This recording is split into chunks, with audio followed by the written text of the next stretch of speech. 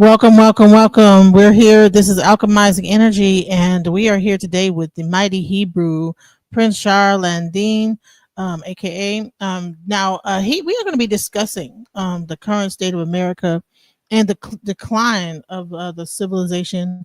Uh, Now, mighty Hebrew has moved from America. He's moved to Tanzania, and he's been there for a while. He also is studying into get in anthropology of different cultures.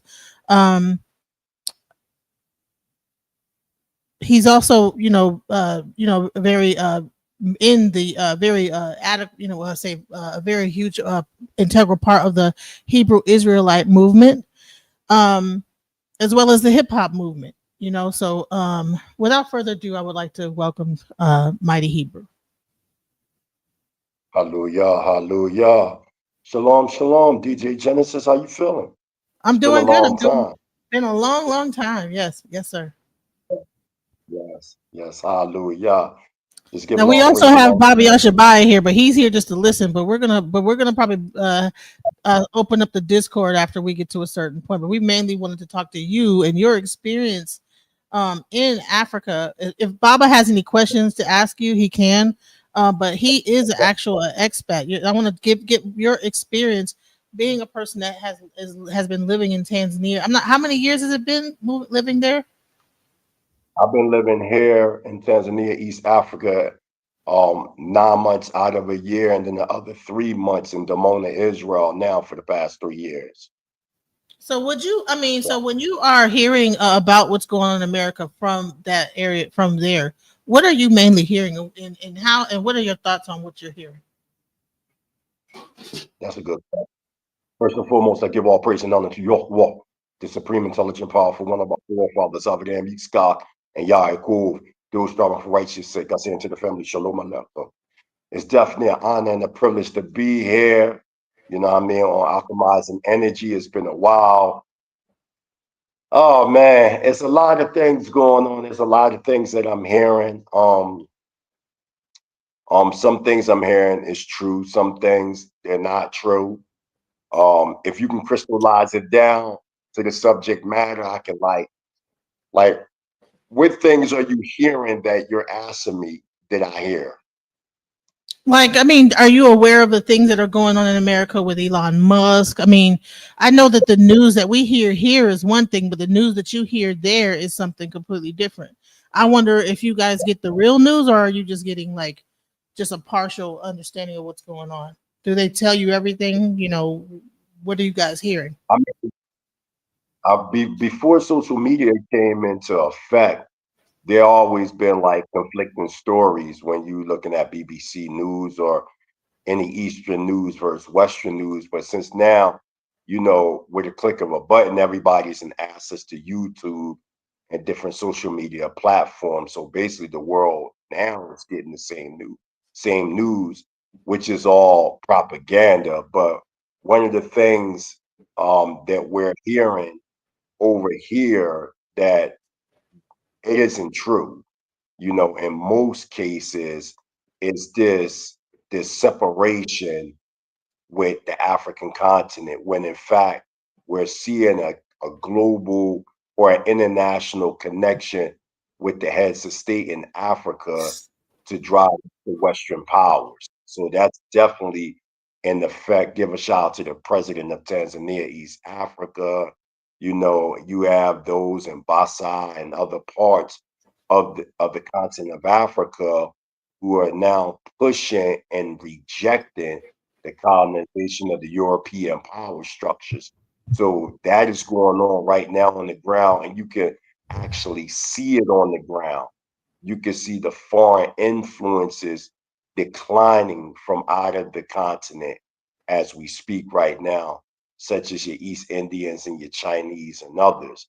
There are certain rules of engagement here in Tanzania, East Africa, as it pertains to foreigners and this new approach of reconstructing the continent, and it's taking time because it took process and measurement for the fall of Africa. So now you're starting to see this awakening throughout Africa with heads of state in Africa.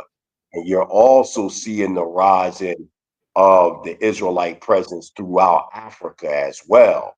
So you're seeing this combination, or this combination of this prophetic occurrence taking place right now. And I'm proud to say that I'm glad to be here to be a part of this future development. And one of the things that I'm happy to see is the development of Dar es Salaam and Tanzania, East Africa by 2035. You know, the way that it's moving, Dar es Salaam may be the most powerful city in the world as it Wow, pertains to, really? That's what's happening? yeah, that's what's happening So is as it that with pertains to Chiori, or is that what, who is that underneath? Where is that city at? the the sister, the president of Tanzania. Oh, But so right that, now, wow. yeah, yeah, she's making moves, but the driving force behind what we see going on in Tanzania is by the way of the late John Magufuli. You know, he was the one that actually started to isolate and drive out the Western powers and even certain Eastern powers.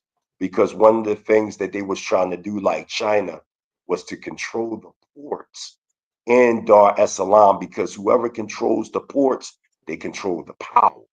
So Mm, one of the things that John McAfee he did not want was the foreigners to control the ports, because if you control the ports, then from there it'll cause the Tanzanian people to go into monetary, financial, and even physical slavery. So he stopped that. Now, the new president that came after his mysterious death, we're getting to that as we develop. But she has, you know, much respect to our sister. You know, she's doing what she can. You know, certain things she defers somewhat of John McAfee, but you even see her dealing with a resistance as it pertains to United States. Like recently, there was a situation. There is a situation where, you know, the elections have come up for the next new president. So, you know, certain things are said to have transpired, you know, and then you see the president of the United States along with his cabinet trying to get into the affairs of Tanzanian politics. And the sister came live and told, you know, the president of the United States, Donald Trump, and his cabinet that they need to mind their business and that they need to deal with America, and they need to clean up all the problems of how they dealt with Black Americans for many years unjustly, you know. And for that sister to say that, Black Americans in particular, so-called Black Americans, have always been the central focus when it pertains to this revolutionary consciousness. And when you come into Africa, you can see many of the political movements in the continent were all built and predicated on the resistant movements of Black Americans in the United States. So I just want to give a shout out to the president of Tanzania, who see the pain and the toll of Black Americans, and that she said, like, y'all need to mind y'all business and until y'all get it straight, and y'all deal with Black Americans. Y'all can't come to anybody's country trying to regulate anything. So shout out to the president of Tanzania. that's, yes, that's great. This they need to like deal with us over here before they start to tell people what to do in Africa. And then, do you see a uniting front starting to happen between the African? And listen, Baba, if you have a question, please feel free to ask, because we're gonna like, if because you might have some real more deeper questions than I might even be able to ask. Well, Um, no, since I'm listening to Mighty Hebrew and praise the mighty and because being a former Hebrew myself, about 12 years, I'm familiar with his location in Demona. Matter of fact, the late Ben Amin and I used to sit there when they had a Mighty Hebrew. Do y'all still have a camp in Corsicana, Texas? The retreat farm, y'all still have it down there? Yeah, you talking about with Minister Male. Yes, it's still there. Yeah, well, Molly and I are very good friends. I'm from Corsicana. Matter of fact, Okay. where the camp is about a mile from my home there in Corsicana. And I used to work with them Okay. there when they had school there. And I would go to many Okay. things. So I'm familiar with the philosophy and teachings. Okay. Okay. Yeah. I'm a direct Go Prince ahead. Yeah. No, I was just telling the Bob, I'm a Now, have you direct understudy Prince RCL. Prince ICL. I see, Yes. I see. Yeah, okay, yeah. When I came through the movement, my name was Kahan Yashabaya. When I was brought into rabbinical order, and I was recognized as one of the teachers there. And like I worked with Prince Ben Amin, and various other groups out of Chicago, Cincinnati, Ohio, other groups out of Atlanta, Mississippi, and so forth and so on. So I traveled around. I'm familiar with the thing, but I'm liking what you're saying about it's now time for us to take back that what's been taken from us, and got to do it through conscious people, and everybody ain't on the same page. But I want to send out praise and recognitions to y'all's movement that you have out of Demona, the city of peace, and then what y'all are doing. But yeah, right now I've got some things I want to interject, but not now because what you're saying is so important. And definitely shout out to a sister there who stepped to the plate and is trying to carry on. It's going to take that energy like that to get things done, especially not only that, but here in what they call the land of the Americas. And I want to talk to the organic people, which we call a Black and African. We're going to get to that one day, because right now the onus is on us to show the world how it can be done, because we've been through so much. So right now I'm giving the floor back to you, Prince. Yeah. So if you have any questions, like from a political standpoint, the things you might know about what's going on in Africa, because I haven't been really following Traore in the thing, but I know a little bit about it. But I'm wondering, maybe are you? One question I have is, are the presidents and stuff in Africa kind of coming together?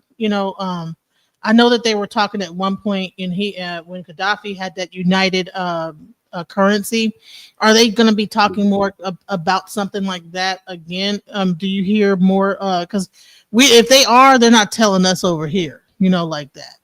So You definitely have, made the late President Umar Gaddafi rest in completeness within the Ausulatic world of existence, imperial will.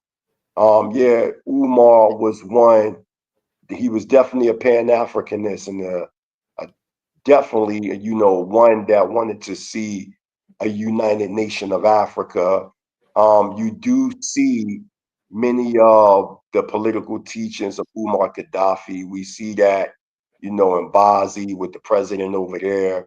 You're seeing certain presidents come together under BRICS. You're seeing that happen right now. Are all the presidents of Africa coming together? The answer is no, because many of the presidents in Africa are still colonized with, the filth of Western liberal democracy. You know what I'm saying? So we have to, give the pros and the cons, but you do have selective key figures in Africa, like the president of Benghazi. We see the president of Cameroon that made all the Americans leave from the embassy from out of the country because of what's going on in Bosnia. We see the president of Tanzania rise up. We see that we just seen the incident what happened with the president of South Africa being humiliated, by that demon, Donald Trump. That was all strategically organized and constructed to try to downplay, what's going on in South Africa, and the nerve of Donald Trump to talk about these white Africanians being humiliated and disgraced and land being took. But how can land be took from something they stole? You know what I'm saying? so So now, the news over there is saying that he was humiliated, because over here it's saying that Donald yeah, Trump looked stupid. They saying he looked stupid over here. So over there you must be getting different news. Africa, they didn't take that lightly at all. They're saying that the president of Africa, excuse me, of South Africa was humiliated. Give a shout out to Dr. Umar Johnson. He pointed that out too. You know, that what happened should not have happened. It was all a setup. And because, Donald Trump wanted to play the race card with these white Africanians and he letting them in the United States. I know y'all just recently heard how that white Africanian, murdered his wife. You know what I'm saying? And there's these same people that he claimed was being oppressed and suppressed in South Africa are doing major crimes in the United States as we speak right now. So the point that we're saying is that's like hypothetical if I, come into Baba's house and I take control of his house and I put him in the basement and then I say this is my house. And then 100 years later, his great grandchildren, they rise up from out the basement and they take over the house, take control what belong to them. You know what I mean? To the point like y'all gotta leave from this land. And then some outsiders come in and act like there's some type of injustice that took place. But in fact, this is the time of retribution now, and judgment is at hand. And whoever is sitting in them authority seats of judgment, they're going to be judged. You know what I'm saying? So, and these people have been tried, judged, sentenced, and now conviction is at hand. And this is all a part of a pronunciation that our forefathers and foremothers understood.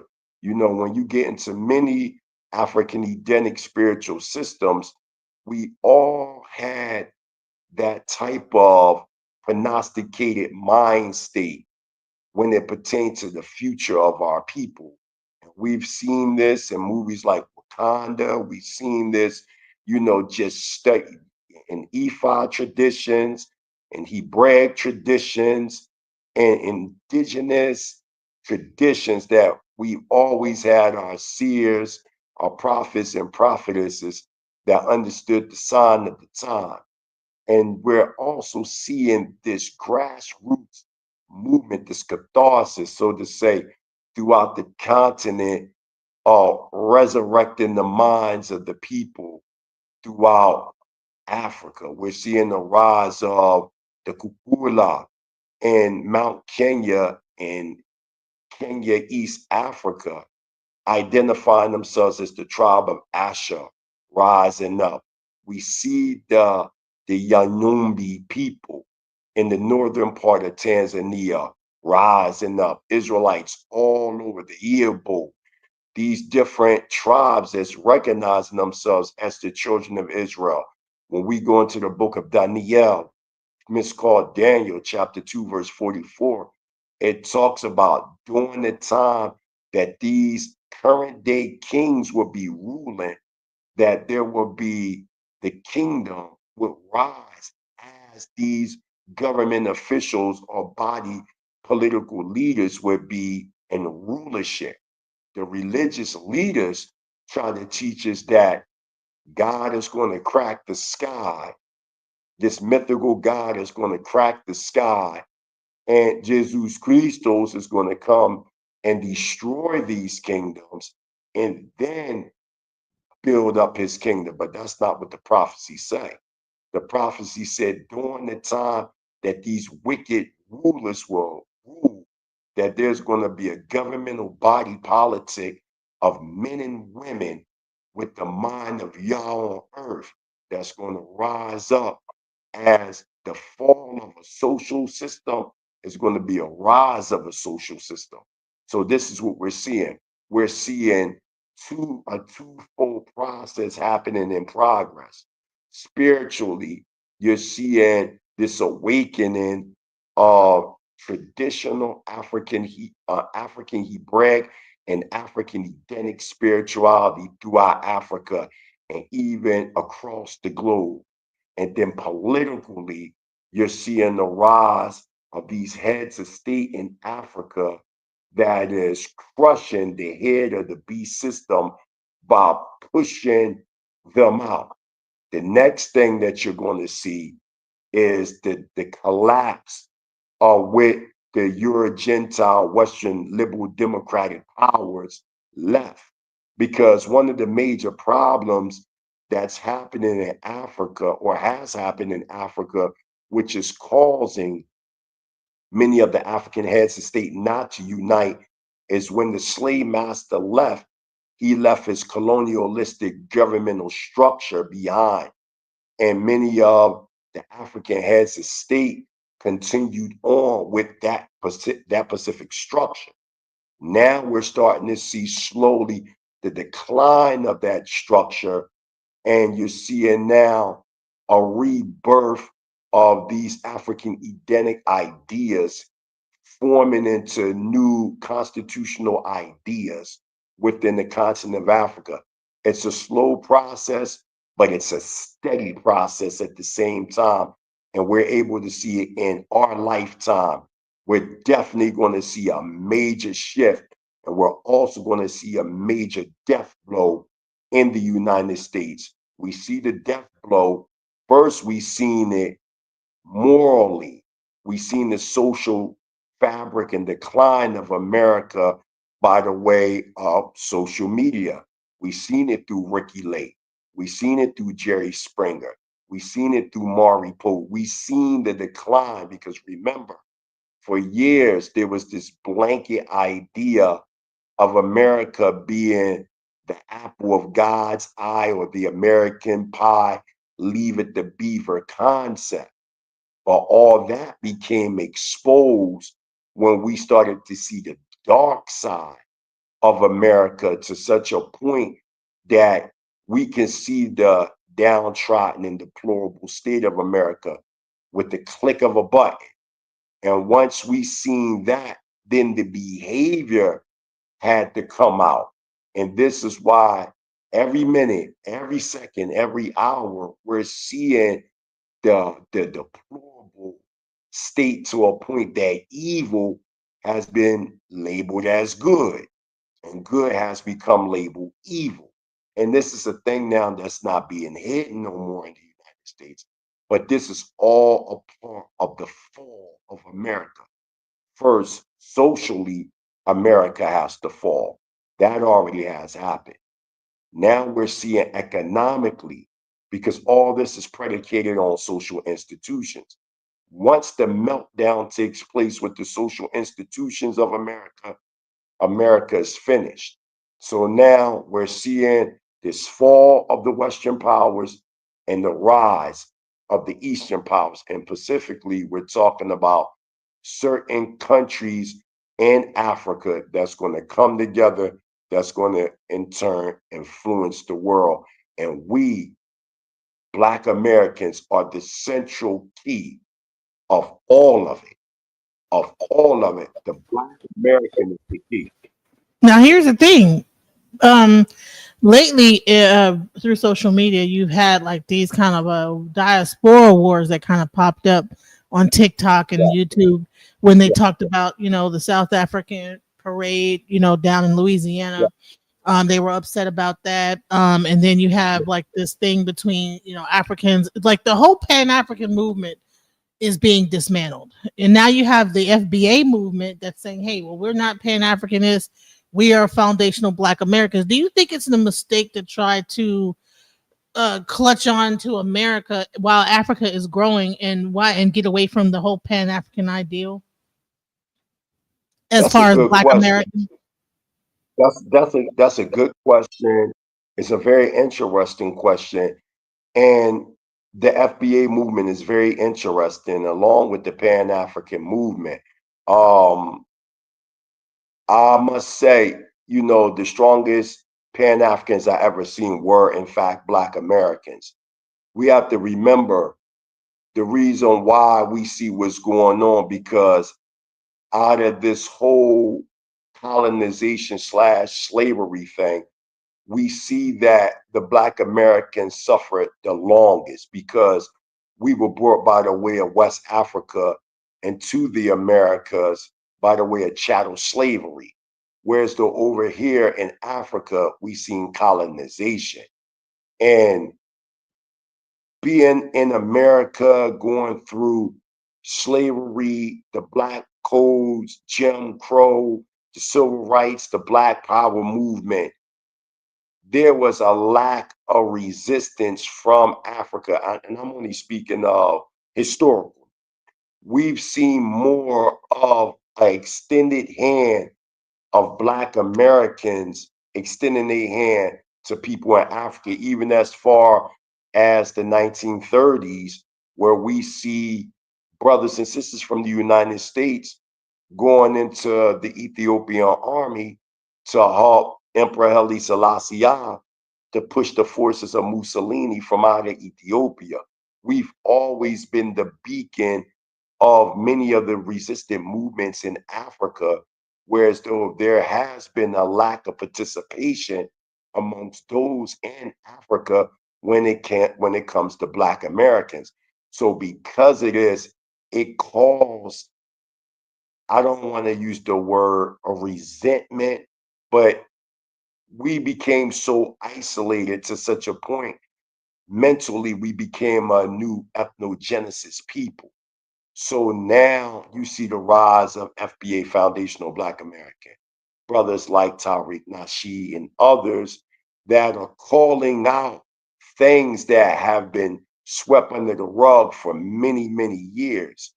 One of the dangers is if we continue on, but there is no conflict resolution, where it's just back and forth, back and forth. But this is all a part of the growing process, or the we and out of the 2/3. All this has to occur, sister. This has to occur. It's like a diamond in the rough. That's how you got to look at it. We diamonds in the rough, whether you're talking about brothers and sisters in the United States, brothers and sisters in the Caribbean islands, in the continent. Those that are going to shine are those that's going to come out. So you're going to have this resistance, this roughness, you know what I mean, to bring forth out the diamonds. So all this has to happen, but none of this is going to stop what's going to take place, because when we come, when we deal with it with prognostications or prophetically, it's like Minister Marlock said, where Baba was talking about out in Texas. He said, this is a fixed fight. So the Euro Gentile is going to lose this war. And it don't matter if we talking about the decline of Pan-Africanism, the rise of the FBA movement, or the fall of the FBA, whatever the case may be. All this is designed to bring out the finest from amongst Black Americans, which will be the spearhead. There's no getting around it. Yehuda, Judah will be the spearhead of this resistant movement on a global level. Africa is waiting on Black Americans. They always have. That is the king of the chessboard. If you look at every resistant movement in Africa, you will clearly see that their source, and I'm talking about the resistant movements of the 20th century. When you look at their resistant movements, it was all imitating, and not in a bad way, but looking towards the Black American resistant movements, the ideas that you see. That's why when you come to Africa, they love Malcolm X. They love Martin Luther King. They love Elijah Muhammad. They love Ben Hamid, because these were the men that they seek their ideas that helped to shape their resistant movements in Africa. So that only can affect those, Sister Genesis, that don't understand the prophetic times.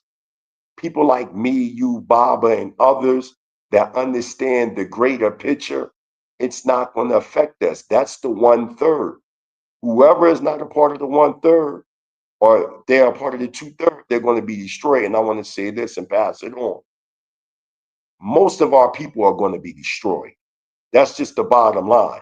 Most of them are going to be destroyed because they're so saturated in European colonialism, imperialism, and white supremacy that the so-called Black Americans and the so-called Black African of today, they are your new white supremacists. You know what I'm saying? Because they have been engulfed in the world of Europeanism. So a lot of them are going to be destroyed. So no worry, sister. They can have their arguments. That's all just iron sharpening iron. And whoever come out, they're going to come out, and it's not going to be an FBA thing or a Pan-African thing. It's going to be the truth. And the truth of the subject matter is it's time for us to be free. It is time for us to determine our own destiny and take control by the way of the power to the power to define within our own hands. Hallelujah. Now, the only thing I would say is that with this kind of movement where you're having this discord, where you're having these diaspora wars, is that we come over to Africa and then there's like a small group of people. There's like a certain like disdain. Do you think that the things that are going on Twitter are being spread throughout Africa, or is it just a small group of people that have the access to the technology, the younger crowd that is really engaging in this kind of a war? And then when people go over to Africa, do you think that we would be like shunned because like I think that we're black, so word travels quick with black people. I don't think that we have the But same culture as some people do where you have so I'm trying to figure out in Africa, is it like the word traveling, these FBAs yeah, or Instas? the FBA movement is over here in Africa. You know what I'm saying? It's here in Africa. It's I'm gonna say this. There is a love-hate affair when it comes to indigenous Black Africans as it pertains to Black Americans. That's just a fact. I've been to many African countries, and they all have this idea about Black Americans. And this is way before the FBA movement, et cetera, et cetera. You even see it in the movie Sugar Hill. If you watch the movie Sugar Hill with Wesley Snipes and all them, and I think Sugar Hill came out 1993, 1992, somewhere around there. And they was calling us cotton pickers. They always had this idea about Black Americans based on, objectively, the media. Okay. Wait. So hold on. Do you think the FBA movement, like this kind of arguments that we're having, and then people kind of cussing people out, do you think that's clearing things up of the misconceptions? You think it kind of could be good, where people like, well, all y'all do is this. Well, and then person breaks them down. No, this is what it is. This is what happened, and really, this is what the truth is. And then now it's like, oh, or do you think it's like they're getting more and more like no, bump y'all? Yeah. Remember what I said. For the 1/3, it's clarity for us. But for the 2/3, they're going to be destroyed because of the lack of knowledge. There has been a disrespect on the Black American presence amongst Africans. We can't, and I don't mean all Africans, so let's just make this clear. But we got to understand the civil rights movement at the time in the 60s. Not only were we fighting, to have quote unquote equal rights with the man, so to say, we also helped shape the Immigration Act. And Baba, he's in his 80s, so I'm pretty sure Baba can confirm what I'm saying. Back the Immigration Act of 1965 was shaped by Americans during the civil rights movement. So now, when immigrants come over, and mainly we're focusing on Africa. So when these immigrants come over, they reap the benefits of the blood, the sweat, and the tears of what Black Americans went through in the United States. And at the same time, they have this deep disrespect towards Black Americans. Now, when it's the other way around. And this is one of the problems that I do have as a repatriator. When we come to Africa, most of these countries in Africa that Black Americans repatriate to, they want us to bring the bag. And what we're saying is that makes absolutely no sense. If we were kidnapped, stripped, and stolen from our land, right? Now you want us to come back, right? And buy something that was stolen. It is only right, if we being righteous, that those that repatriate back, they shouldn't have to pay for no visas. They should immediately get citizenship free of charge, and they should get a piece of land free. And naturally, financially, with our own money, we develop that land. But to say historically we were stripped of the land, robbed, and sent to the West to build hell on earth, and then we recognize and realize that we got to get back to our land. And the brothers and sisters in the continent say, hey, my brother, hey, my sister, come home, come home. And then when we come home, all we see is we want the bag. We want the bag. And that's the reality right now with Africa. That is the reality. If you don't have the bag, you won't last long in Africa.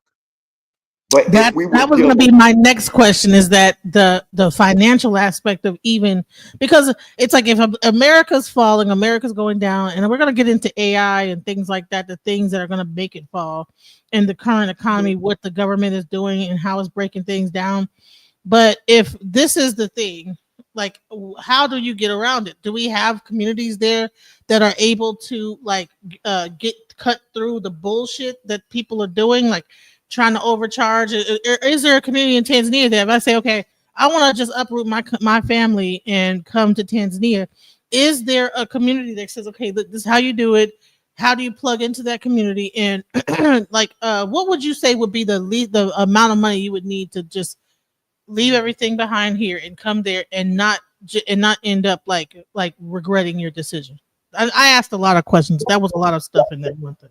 no, but I'm gonna crystallize it down. That's a good question. Like over here in Tanzania, you have what I built called the Ancient Bantu Hebrew Israelite Awareness Center. I have a compound, a guest house, a farmhouse. You know what I mean? We have other repatriators here with me from the United States and the Caribbean islands, along with Britain.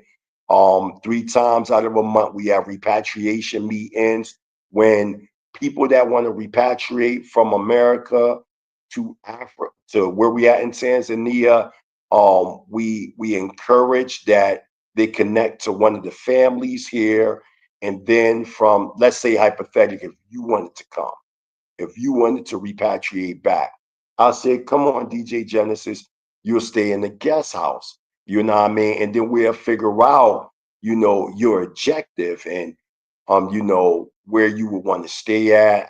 Brothers and sisters that deal in real estate and things like that, we know the ground, and we'll make it happen.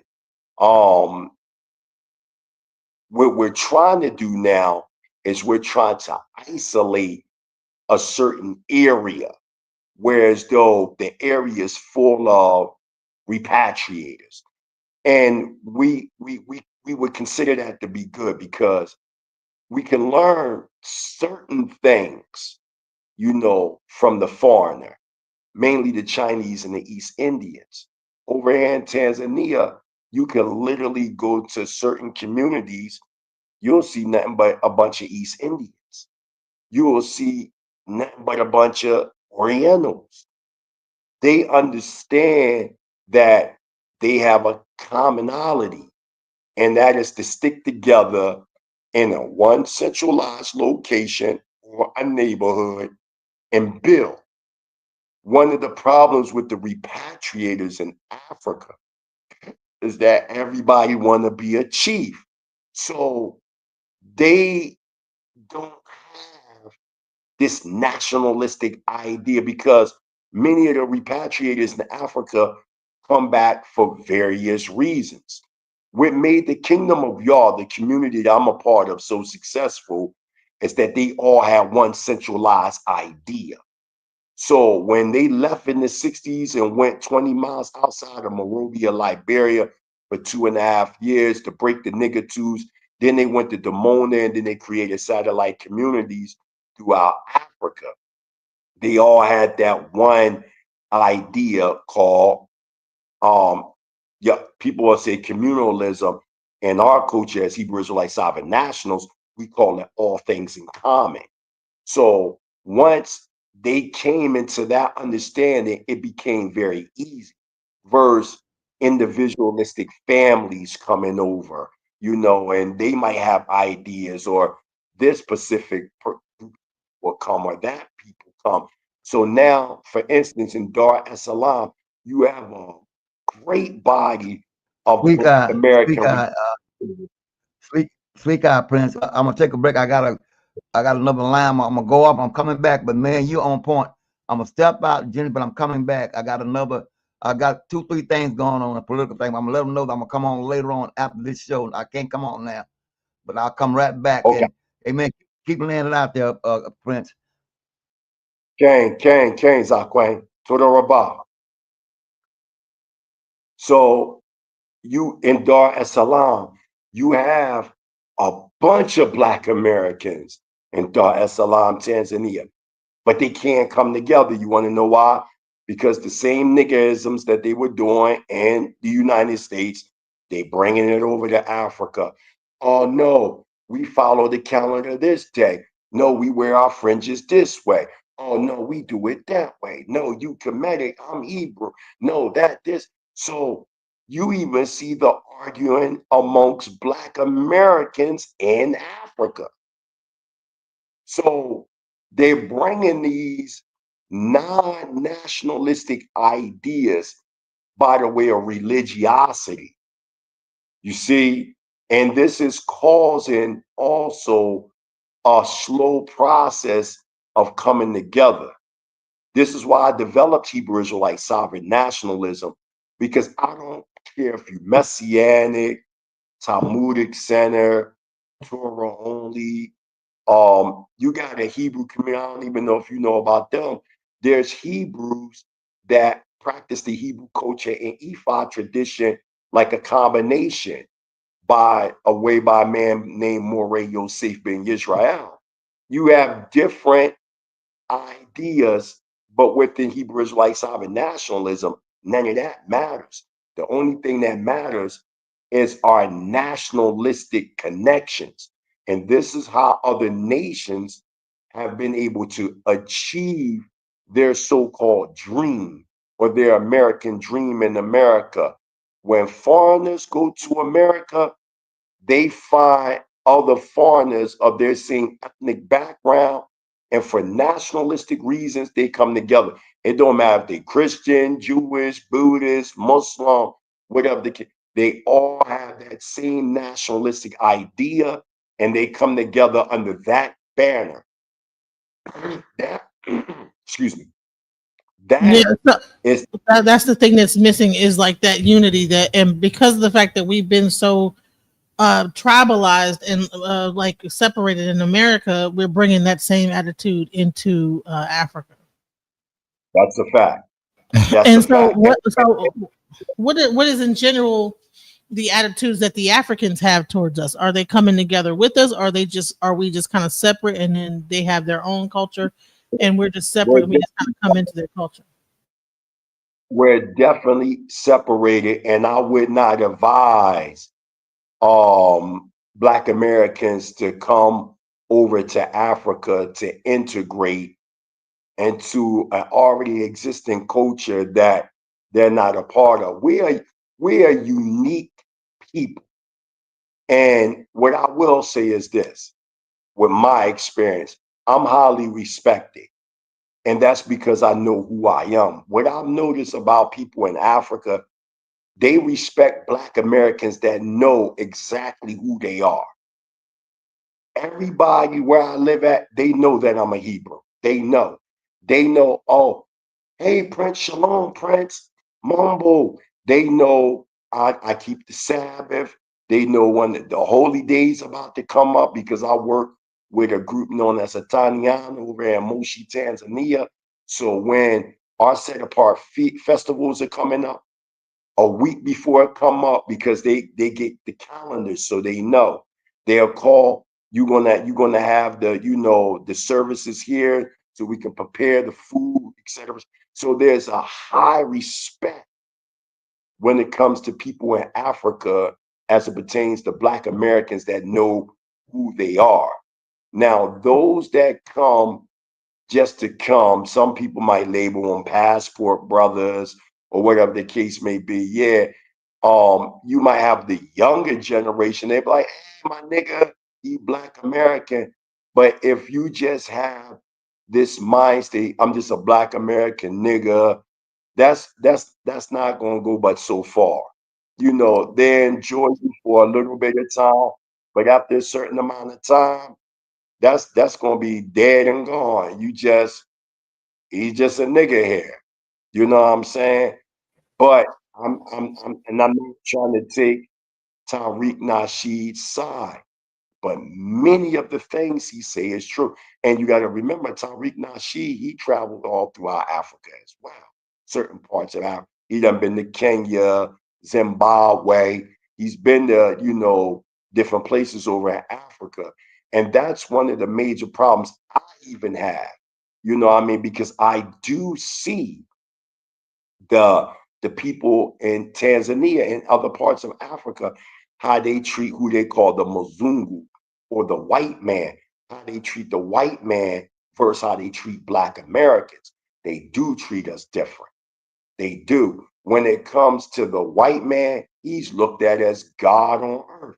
This is why it was a big thing when IUIC, because they over in Kenya, they got a big community in Kenya.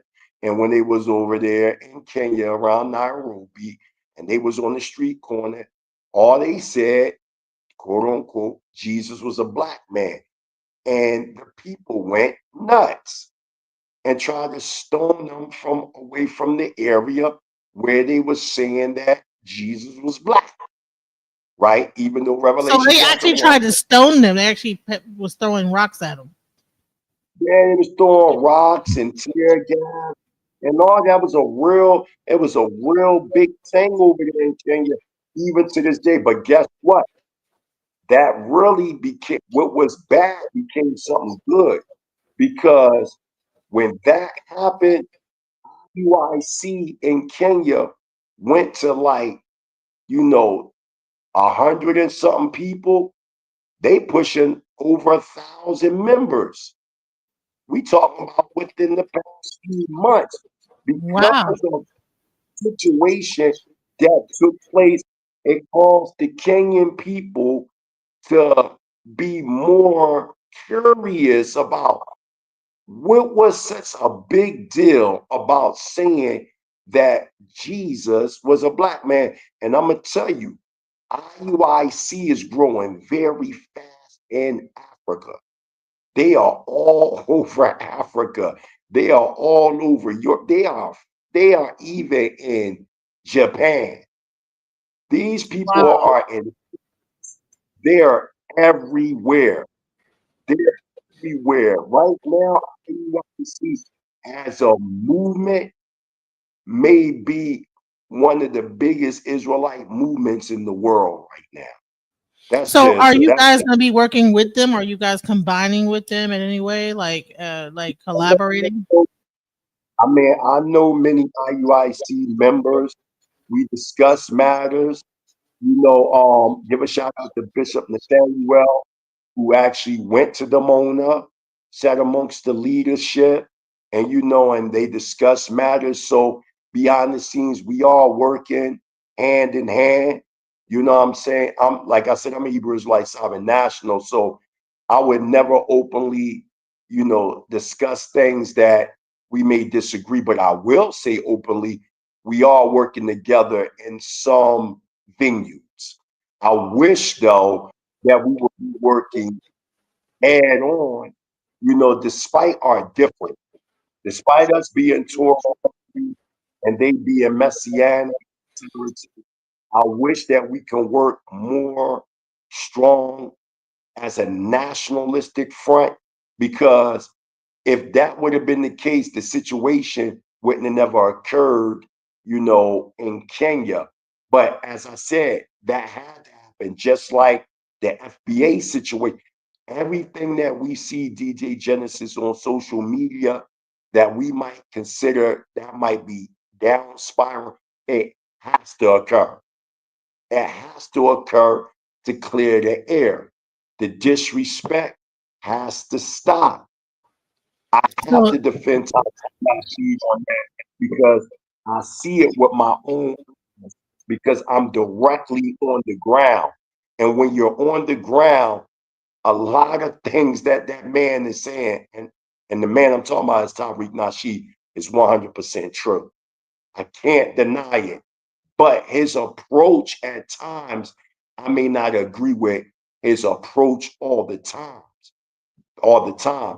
But I do agree that he has the right to call. Somebody had to stand up for Black Americans and call these things out. And Tariq Nasheed, I'm giving him his props and his flowers that he stood up and said, you know what? Since nobody want to call them out on their shit, talking about, some of these Africans, I'm gonna call them out. And that's what he has done. And I respect him for that. And again, I'm putting it on record. I don't agree with everything Tariq Nasheed say. Am I FBA in the idea sense? Sure I am. Sure I am. But when it comes to, when they get into we're not from Africa and this, I'm not getting into all that.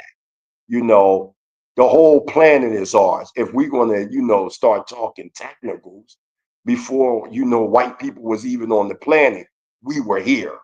You know what I'm saying? So, and that would be every continent. We would be indigenous to every continent if that's the case. But the whole point that I'm stressing is Tariq Nasheed, he had the nerve to stand up and say, you know what? Enough of the disrespect. And another thing I do need to say openly, sisters that want to repatriate back to Africa, I need y'all to listen to me. Y'all have to be mindful and y'all have to be careful in y'all approaching things, because, the truth be told, some of you sisters, that want to now, imitate passport brothers. They got a sister movement now. They're called, grannies, passport grannies.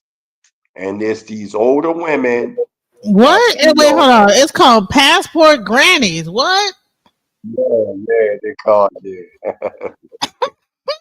You going over there and trying to get some dudes? Okay. Hey, why? Okay. What's happening with that? That's crazy. I'm just telling I'm you, not. it's a I'm be fact. a passport granny. Hey, no, I'm just joking. Go ahead.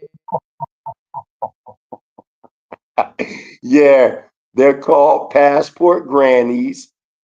And this is they think, you can come over here to Africa, get you a young boy, and whoop whoop, and this, that. You just gotta have this amount of bread. And with all this, some of them sisters been getting murdered in West Africa. There's been bodies dropping, at least 7 women been murdered, What? repatriating women. Yeah, it's all on social media. Like one of them passport granny type women that came from out of the UK, or I think the United States, one of them, but they were repatriated, start messing around with the young worker. He in his early 20s, and then he go ahead, start dealing with her. And you know what he did? Him and his friend murdered her and took $1,000. She had $1,000 USD. Didn't want to give him the money. So him and the friend, they plotted and killed that woman, threw her body in the well, and took her car and went joyriding, and they wound up getting caught. There has been murders of our sisters in Ghana, in Zambia. It ain't no game. You can't be going. Then you got this one sister, I'm not going to put her name out there, but she called herself being a tarot card reader. And, and she got the connection. She really started in Tanzania and then shot over there to West Africa. She got tired of Tanzania, went over there to West Africa. You know what I mean? And they say she's supposed to marry some prince over in Ghana, and he wasn't feeling the stuff that she was on, and he put her out.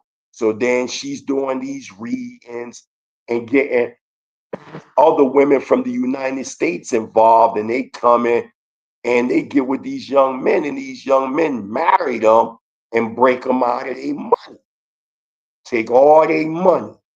It's all it's all Oh, so scam. the fake, yeah, like It's they all, fake, yeah, fake loving. yeah, it's fake love. It's shout out one of my Hebrew sisters. She's watching. She know what I'm talking about. But I can't put her name out. But I got permission to, express, this woman, good woman, one of our elder sisters married a younger brother over there, I believe in Nigeria, and then come to find out he was dealing with the dark arts. He was dealing with the dark arts, and it went total left field. And she spent so much money that she had to like literally get out of there. And now she's back in, the United States. These type of stories can also cause dissension within our structure and for those to come back to Africa. But again, like I said, that's still not going to stop the 1/3. But these are tools of experience, so we know what to expect and what not to expect. You know what I mean? And it's a shame, and I want to say rest in completeness to all the sisters that made transition repatriating. There was another incident right here in Tanzania, in Dar es Salaam. It was a married couple, an older couple from out of Philly. They got here before me, but the incident happened while I was here. But I'm 10 hours away. I'm in Moshi. They were in Dar es Salaam. So they was waiting for their property to come from the United States on the boat. So when the property was came on the ship, inspectors, they got to inspect your property. And they found like a shell, a bullet shell, a rifle bullet shell. It was nothing. It was just a bullet shell. So they wind up locking the couple up. So when they locked the couple up, the lady, she's an older woman in her 60s, her late 60s. The cell was very, very cold, and she kept complaining. She kept complaining, and they didn't take the complaint. A few days later, they found the lady dead. They found the lady dead in the cell. You see what I'm saying? So, and there's more behind that, but that's another topic. The point that I'm saying is when you come into Africa, don't look for no handouts. Right. This So ain't like, you gotta do. That's why you have to find your community there. Find the FBA community that's in Africa, and then work with right, them and right, understand that you cannot really try to integrate within the African society. What about jobs there? I mean, say no job, it's hard no to job, work, no jobs, no jobs, no no job. jobs. Not for you. See, this is one of Tariq Nasheed's arguments. When people from Africa come to the United States, they're benefiting off the government based on what Black Americans accomplished. But when we come to Africa, we can't get nothing. They're not giving you anything for free. Wait, hold on. Here. So say I'm a software engineer. I come over to Africa. You mean to tell me an African company would not hire me to work there? No, because first of all, you have to go. First of all, if you're just on a tourist visa, you can't get no job. You have to wait to get residency, and and the and the best thing to do is when you do get residency and you want a job, you want to connect with American businesses. They're not gonna treat you like they're gonna treat the local citizen. You can have a PhD in the field that you're looking for, and the local can just have a bachelor's. See, over here in Africa, it's not really about your credentials. It's about who you know. It's a whole nother different mind state over here. It's not like United States. Yeah, I got my PhD. I got this. I'm qualified for the job. I did this. I did that. I did this.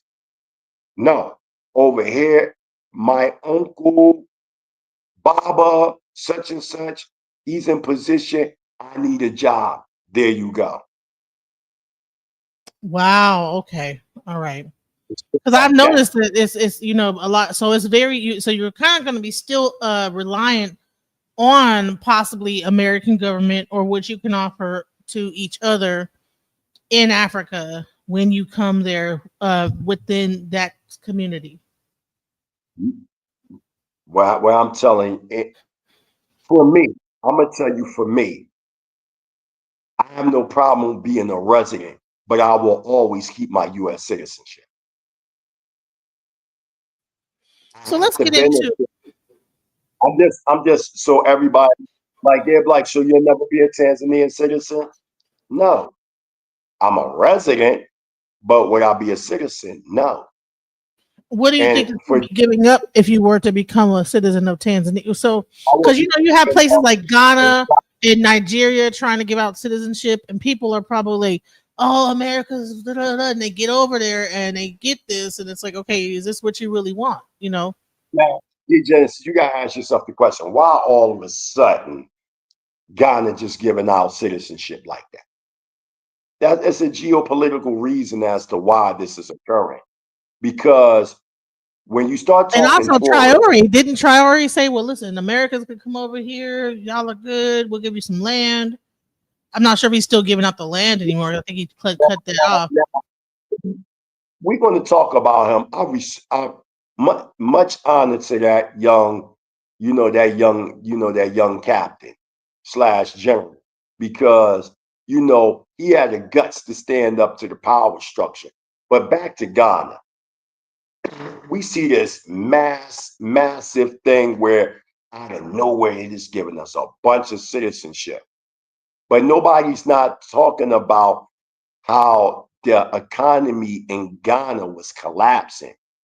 And because of major tourism as it pertains to FBA, Foundational Black Americans, or African Americans, whatever you want to call us, and even Caribbean islanders and so-called Negroes in the UK that were coming into Ghana, through repatriators that already been there, such as, Robbie Netanyahu, that been there from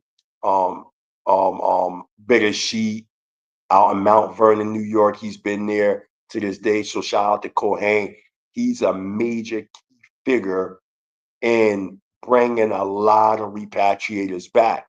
So when this tourism is taking place, it's generating so much money. So now it's like, we can't beat them in that sense. Let's join them. Let's give them citizenship, because that's going to bring in a lot of money. Another person that's involved in that is Umar Johnson. He's a Ghanaian citizen now. he's bringing in a lot of people. You see what I'm saying? And to such a point, they like, shoot, this citizenship is bringing in a lot of money. So what did they do? They just gave all thousands of Arabs citizenship in Ghana. You see what I'm saying? This is all a geopolitical strategy to bring in currency in Ghana. I keep telling, listen, DJ Genesis, do you hear me? Yeah, I'm here. You have a house in Beverly Hills. Mm-hmm. I take your house. I just strong arm you. I take your house. 20 years later, it's revealed it was your house. I say, you know what? Come on back to your house. But first, you got to give me such and such and such. First, you know what? Give me $5,000. You can walk in the door. You say, I want my home back. Here go to $5,000. You walk in the door. That's your visa, right? Now you in the door. Oh, I wanna, sit back and spend some time in my house. I wanna eat it. Oh, no problem. Give me another $5,000. The point that I'm saying is, if the house is yours that I stole, or I kicked you out of your house, and now I'm admitting, yeah, I took your house. Wouldn't it only be righteous I just give you back your house? This is what I'm saying with this whole, to me, it's a scam. I'm just keeping it a bean. I feel as though when repatriators gotta come buy land and visas and all that, to me, it's all a scam. It's all a scam. So First, if here, go ahead. if we would strip of that, I'm saying everything should be given to us for free. The only thing that shouldn't be for free is us now building on the land. Naturally, we're going to use our own money. The passport, I feel as though this is how it should go down. Any Black American that wants to leave from the United States, they automatically should get a free passport to leave. Wherever they want to go, when it pertains to the location where they want to be at, right? And they have any type of ties to that region, meaning that locale, right? They should automatically get free visas while they're there, okay? They automatically should get free land. That's right. Free transportation. That's right. And there should be a certain amount of dollars and cents that should be given. Because So here's the thing: would both, that be throughout Africa or only in Ghana and Nigeria, the places, the ports that we got left from? Because I'm sure that people like Tanzania are going to say, "Well, we didn't have nothing to do with that, so why would we have to be able to give you land?" when not true, because the slave trade didn't start in West Africa; it started in East Africa. And when you look at the Bantu speaking tribes in East Africa, they're the same Bantu speaking tribes. When we talk in DNA don't lie. We're all E1B1A. Okay. We know for a fact that many of the Bantu speaking tribes in East Africa shifted into West Africa. That's a historical fact. That So there's, here's the there's question: no is there a movement like of so when Americans come over to Africa, do they have access to the government to be able to make things change, or they only have access locally wherever they're stationed at? Like, do they have connections in some type of way to say, "Hey, no, look"? Say that one more time. I didn't hear that question. Say it again. So okay, so you have these people that have repatriated, they're building communities and this, that, the other. Do they have any political power to be able to say, hey, can we have a meeting with the president or the local politician, or I'm not sure how do the politics work in Africa, and can exact some type of change? Yeah. Yes, some of us do have power. Like all the repatriators over in Tanzania before John McAfee died, I'm a part of it. We put a petition together to John McAfee, giving the late John McAfee, giving our ideas of what needs to be done as it pertains to repatriators. And everything was going smooth when the late John McAfee was here. But when he passed away, it caused us, now we had to start the ball game all over again. And we submitted again. So now we're in the process of waiting now. But the whole point that I'm saying is, yeah, there are connections in Africa, but it's very slow. We're not the first ones to do this. The process has been at hand. The biggest community to actually do that was the KOY in Damona. They are the very first organized body to move as a body politic throughout Africa and create these satellite communities in Africa. Very successful in what they've done. Like for instance, I'm gonna show you success. Excuse me, I'm just getting ready. And I was going to say this real quick: is that so? Should the organization start in America and then come to Africa, or should they go to Africa first and then try to organize with the people there? Well, the way that we did it is our organization started in America first and then went over to Africa. Because the only way it's going to work is we got to bridge a gap. Black Americans have to support repatriators in Africa for it to work. The prime example is we have Chinese stores all throughout Black American communities. These Chinese people, they open up Chinese stores on the corner. Their blood sucked dry the wealth of Black Americans, right? But before they do that, Chinese people, they can come into the United States, automatically get a grant. You know, oh, we want to open up a restaurant in the urban community. Boom. They give a list. This is a fact. The US government give these Chinese people a list of things that Black Americans like. This is why they able to Wait, sell you. they give them a list of things that Black Americans like. Yeah. Why you think they got the things that Black Americans like at the Chinese store? Even to the lowest thing selling crack pipes. They sell crack pipes to Black So they Americans have a at the list. Chinese They have store. a list that says crack pipes Yeah. list. No, it don't, I don't know if it say crack No, pipes. What I'm telling you, wait what a I'm minute. telling you, listen to me. You can look this up.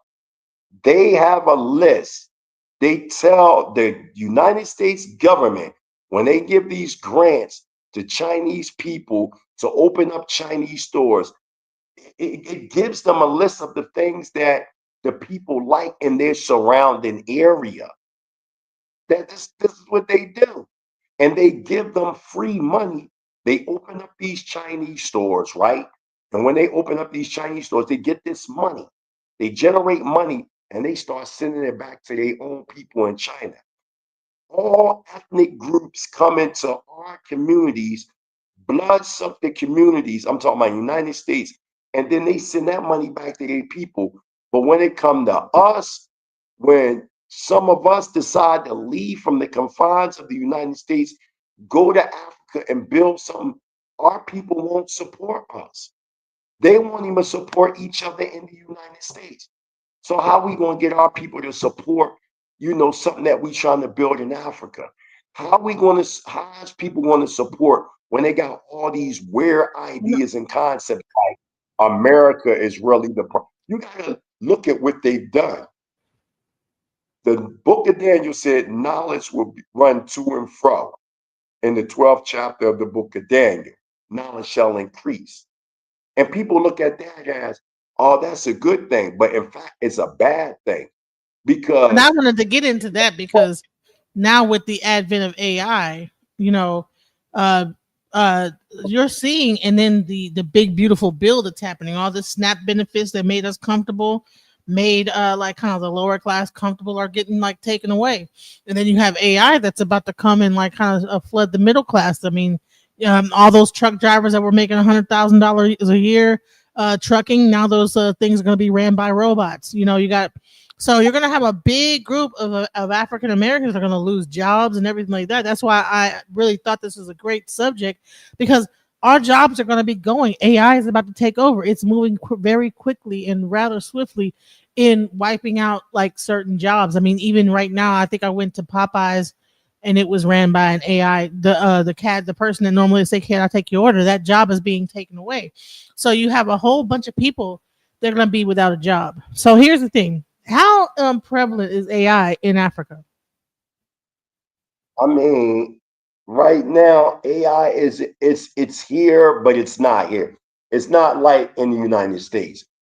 People, I'm gonna tell you, people over here are like 30 years behind. Like over here, the women are dressed real nice, but they still dressing like they in the 90s. Or they'll be rocking 90s hairstyles and stuff. So they like 30 years behind, 30, 35 years behind. Straight like that. Like I said, the closest to AI they getting is being locked in on their iPhones to YouTube and stuff like that. But when it comes to technology, no, no. United States, China, Japan, that's where the technology is standing at. You know, over here in Africa, it's still rural, so to say. So here's another You know, thing. I always hear about like electricity going in and out. it Infrastructure aspect. You know, does, uh, it does, yeah. in your communities, have you guys been putting together? Because you guys are closer to China than we are, like as far as being able to get like certain goods and things like that. Because I know when we try to, I mean, they just did a tariff. We can't even get the stuff that we normally would get, the cheap stuff from China anymore. So I'm trying to figure out like, because you can get stuff direct from. So there's certain things that I tried to like look up on Alibaba. I mean, you guys can get whole like container homes and stuff sent to you, shipped over there, like all type of stuff. You can get things like that, but again, this stuff comes with revenue. It comes with revenue. And if you don't have a bridge, that's the key. See, this the reason why things are going the way they're going is because, sad to say, but Black Americans are very self-centered and selfish when it comes to extending a hand to build their future. Black people have become what I call moment people, right here in the moment. They're not thinking 50 years down the line, 100. They don't give a fuck about none of that. They want they cake and ice cream right here, right now. So if you have people like myself or others saying, you know what, we'll be the sacrificial lamb, so to say. We'll start the process of the bill by using, like I did, shout out to the general who also helped considerably. 108,000 USD was spent on this project here that I'm involved in Tanzania, East Africa. And I can tell you by counting on my hands the people that actually donate. And that's very sad. That's very sad. I'm not going to put the person out there, but I called somebody some time ago and I was trying to get support. And this Israelite leader. And I was like, we need some support and, spilt my whole position. And you know what that person told me? They can't help. They got to take care of their own personal household. And Well, it's sad. so here's an idea. So you have goods in Africa that probably we don't have over here. And I know that one thing that China has done is they have cornered the market on shipping goods to America. How come the communities that are in Africa have not created a website like Alibaba of shipping goods into America from Africa? I, I don't. I know that the KOY in the past was doing things like that with, and even to this day, with their goods and their, their products and things like that, you know. But again, from where I'm seeing, it's a lack of revenue and it's a lack of communalism. If you don't have, how are you going to deal with that if you don't have the resources, so to say? If you don't, and then another thing, many people that come into African countries, many of them African countries are not even giving the people citizenship. You know what I mean? So a lot of times cats be on multi visas, tourist visas. So when you have certain types of visas, you lack certain things. There's only certain things that you can do. And then many of these countries in Africa, they're not going to give foreigners jobs when they can't even give locals jobs. Right. See, But so for instance, you have a compound, right? yes, yes, but through the grace of Yah, the only reason why I'm able to maintain it is because of certain brothers and sisters in the community that understand the vision. Shout out to those such as Adon Azaria, Zaquin Yashima'ala, Zaquin Zadokia, Zaquin Vincent Woods. You know what I'm saying? Adon Yochanan, Prince Benaiah. You have a few people, yourself, a couple other people, not many people, and that's sad. When you're dealing with organized by, and that's another thing. Many of, those that do be successful, a lot of them are involved in different Christian organizations. We're trying to compete with people and organizations that have been doing this for 500 years. You understand what they Yeah. already have? Like for So here's instance, a question. So say you have a compound, right? Do you grow anything on your right? compound? Yeah, we grow food, yeah, but that food that we grow can only maintain and help the people that's on the compound.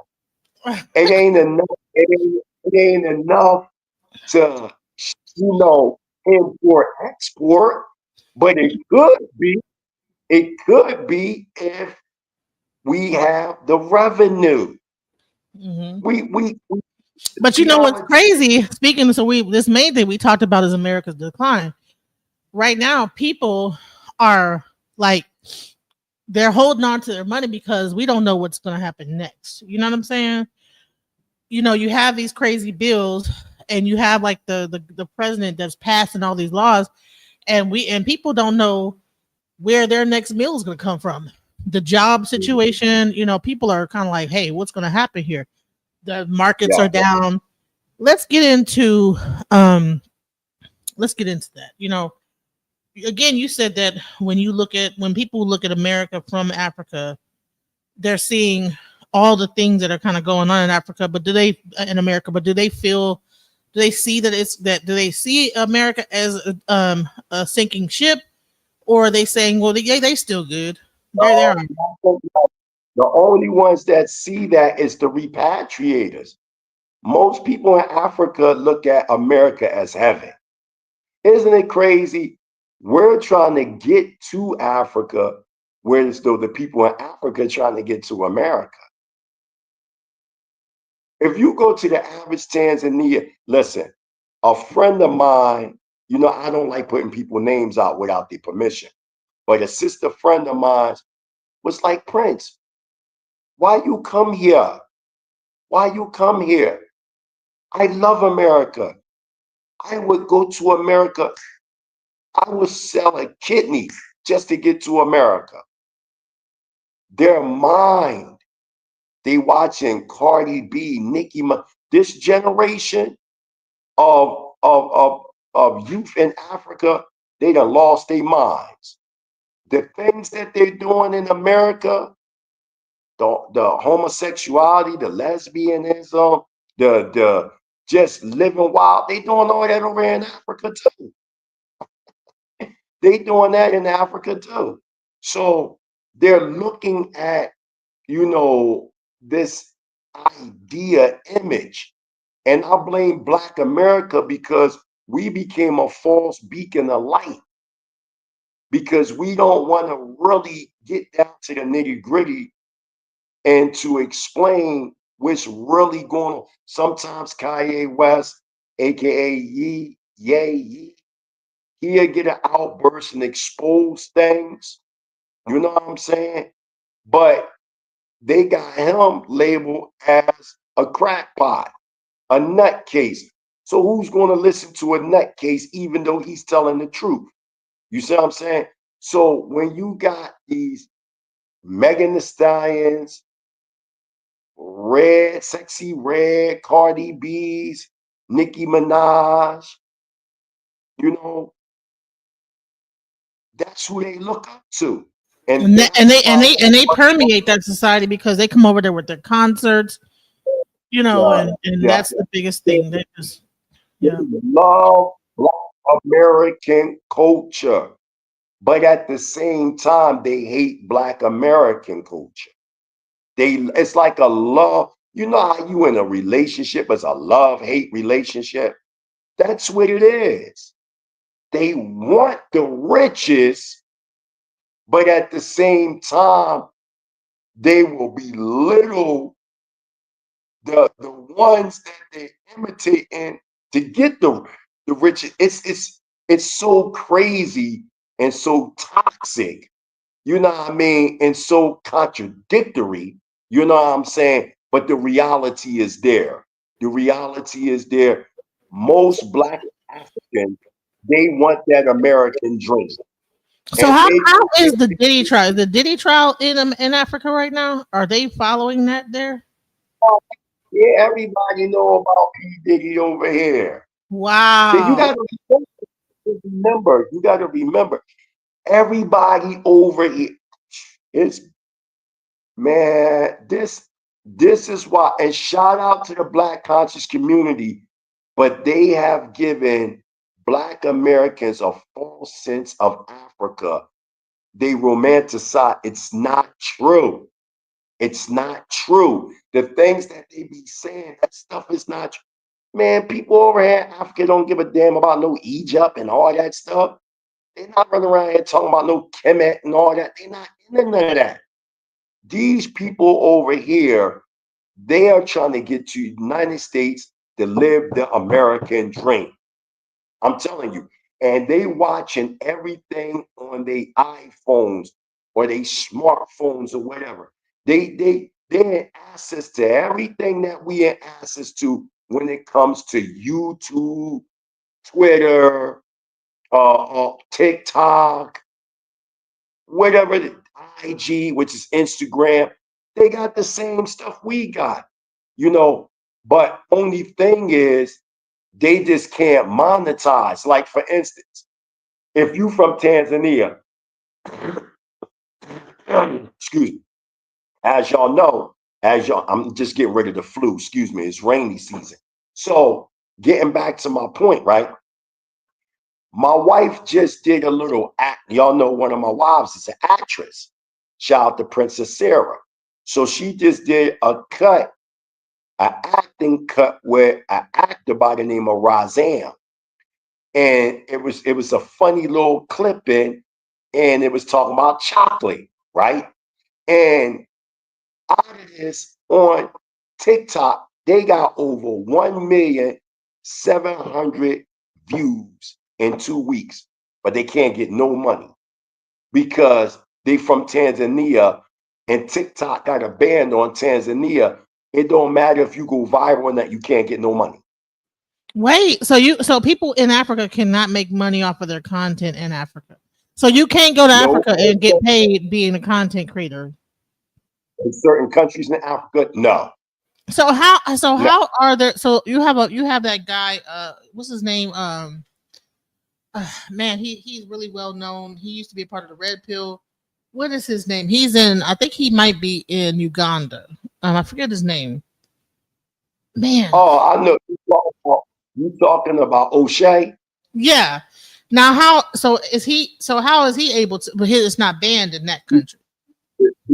Not only that, if his outlet is coming from the United States, but he's just operating in Uganda, he can monetize. But Right, if but you're if all his views were in Uganda, he can't monetize. no, listen. If he set his content up originally in the United States, right? And then he moves to Africa, he still got his connection. Whereas though, if you try to set up directly from out of Tanzania, you can't get, you're not getting a dime. Maybe Wow. you got it on. I don't know. I can't speak on O'Shea's business because I don't know his business. I'm telling you that in Tanzania, you can't get nothing, because it's a ban on Tanzania. They can't get no money on YouTube. They can't get no money on TikTok. They can. My wife can have 50 million views. She can't get nothing. Why do you think that is? Well, because they don't want the people in the continent to get rich. It's This probably is what easy to I'm get 1 million views in Africa where there's 1 million people per, like in a each town is like 1 billion people. Right. Look, my wife, 1,700,000 views in 2 weeks. This past 2 weeks, I'm telling you facts. She can't get no money. Wow, that's crazy. So when we think about America declining, I mean, what do you think? Do you think that people here are just spoiled? Like, and do Africans have a point when they come over here? Like, you guys have no idea what it is really to be poor and to be going through stuff. Because I think that there's like this thing. Well, you guys aren't really struggling, and in America, this over here is real. That's where those in Africa lack understanding, because to them poor, they don't listen. They say they poor based on. See, I'm going to say this in all righteousness. Most of the problems that are going on in Africa is because of corrupt leadership. Period. Period. Whereas though what's going on with us in the United States, it's a foreign entity that has destroyed us. Versus in Africa, it's their own people that's destroying them, but using foreign policy. Meaning, if, let's say, for instance, we Germans, we go into Ghana, we colonize it, we create a constitution, we enslave the people. 100 years later, the people rise up, they kick us out, but they still keep the same governmental structure there. That's what's going on with most cases in Africa. You may have ran out the Going or the Euro Gentile or the Mzungu, but you still have their governmental structure there. And in that turn and in that retrospect, the power forces or the leadership of them countries, they start to oppress their own people. This is why when you look at TikTok, right, you'll see like they had this cut of this woman. She blew up in the salon business, hair business. And when she walked in to check her salons, all her workers just dropped to the ground and they bow down to, like, these brothers and sisters in Africa that get money, they become major, worse than Black Americans. They're worse than Black Americans mentally. Mentally, they want to marry a white man or a white woman, move to Switzerland somewhere, the UK, take their money, put it in one of them Swiss banks, and then what they do, they'll open up businesses in Africa and pay their workers slave wages while they continue to get rich with their Euro Gentile lover. This is the mind state that you gotta understand. Colonization fucked the people up in Africa. It fucked them up. So as they're saying this about Black Americans, they're acting just like white folks. Just like white folks. This is when a Black African say the things that they say about Black Americans, that's not their natural spirit talking about us. That's the Mzungu, that's the white man in them that's looking at us with their eyes spiritually, if you understand what I'm saying. And I'm not saying all people in Africa are like this, because it's not true. But the majority of Africa has took on this mantle, and it became a part of a subculture, so to say. And the thing that Black Americans need to do is stop trying to look for love. I'm not saying there ain't love over here and all that, but the love over here is strictly economics in most cases. Love for Black Americans, it's spiritual and emotional and psychological. Right. Africa, love is based on economics for the most part. That's why they have dowries and things like that. And Not just that, everything is an exchange. Give me money, give you love.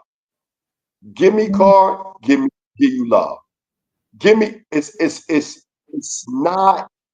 And Black Americans, they can, when they come over and they seek that type of love, or excuse me, they seek love and they get that type of so-called love, it can discourage a FBA, a foundational Black American, because the mind state over here has become corrupt through colonialism, because of colonialism, a lot of the sisters, mainly the sisters, have to move a certain way in Africa to the point it can be looked at as a form of prostitution. It can be looked at because the way that the economic structure is, certain things may have to be done that necessarily we might deem it like degenerate, so to say. But because the way that the European power structure has unfolded over the years, it caused these type of behaviors to take place on the continent, to the point it's now a subculture. It's a subculture within the societies throughout the continent of Africa, to such a point that many of the traditions that are being held openly in the eyes of Black Americans, when you come to Africa, a lot of them customs are only being used as a vehicle of deception to get what they want. Versus, oh, this is our culture and this, that, the third. No, it's a different ball game when you actually that culture is about a monetary gain. Even in Ifa, I've heard that that it becomes very like, you know, that and I'm glad that Baba Yashabai is here, but because I was going to get into even like the people that probably go over there to get initiated. You know, I don't think that there's such a spiritual thing when you go to Africa. It's more about, okay, you pay this amount, we're gonna do this ceremony, and from a economical thing, this is gonna be a great thing to build up our, you know, get some money. You know what I'm saying? Because, and I've heard a story about how even E5 was not really, it was actually brought over there from like it was brought back from other countries, and then they started to do it, but then they began to utilize it in a way to where it's like, okay, you know, these people were dedicating their lives. Maybe they would have a house of Yemoyah, and these people like were dedicating their lives, but the Babalaos that had traveled came over and said, listen, we'll pay you guys, but you have to do this, that, the other. Now these people have been doing this for forever, so it's like they get put into like a trick bag, you know. So I wanted to like let you and Baba talk, because I know that Baba had like some conversation that he wanted to have. Go ahead, Baba. Now, shalom, my brother. Shalom, shalom, elder. Praise the mighty. I have to greet you that way because it's still in my heart. Even though I'm a Hebrew priest, a lot of things about that I experienced and enjoyed in the Israelite community and the things they was trying to do. But I want to say this and back when we started, one thing that Prince Orel, that most of us people, and I use the word organic people, because everybody black is not us. Because I mean, you made the same color skin don't make us be kin. But many of us was in search of an identity back, like you said, in the movement, back in the day in the 50s and the 60s, we was trying to find an identity, and then and have that identity solidified that we were the people. So we put on many jackets. And I'm hearing some things now, but I've got a question. You said something a while back that raised my hound dog ear. What role do Britain play in the colonization of those places in Akibilan? You said, say that one more thing about Britain doing what? And I gave you line in Africa, what? Yeah, what impact does the British government or society have on the in the land of, I call it Akibilan, where our people Yes, are? Go ahead. yes, they definitely play a major role. One of the major tools that they use in the continent is, and I know you know about Firestone. Okay, come Firestone on. we see in Liberia was Mm-hmm. used, you know, the rubber coming out of Africa, and they took control of that.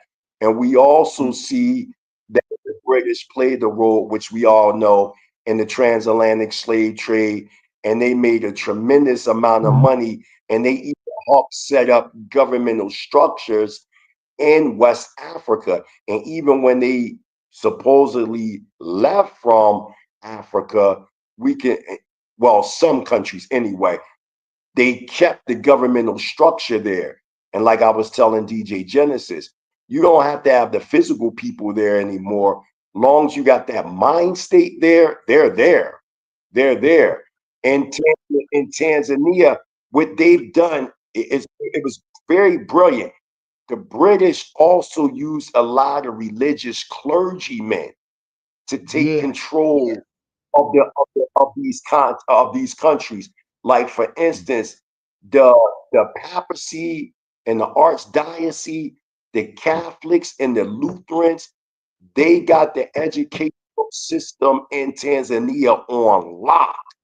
You know, Yeah. one of the Yeah. arguments, why do the sisters have to cut their hair bald, but the East Indian girls, they go to school, they don't cut their hair.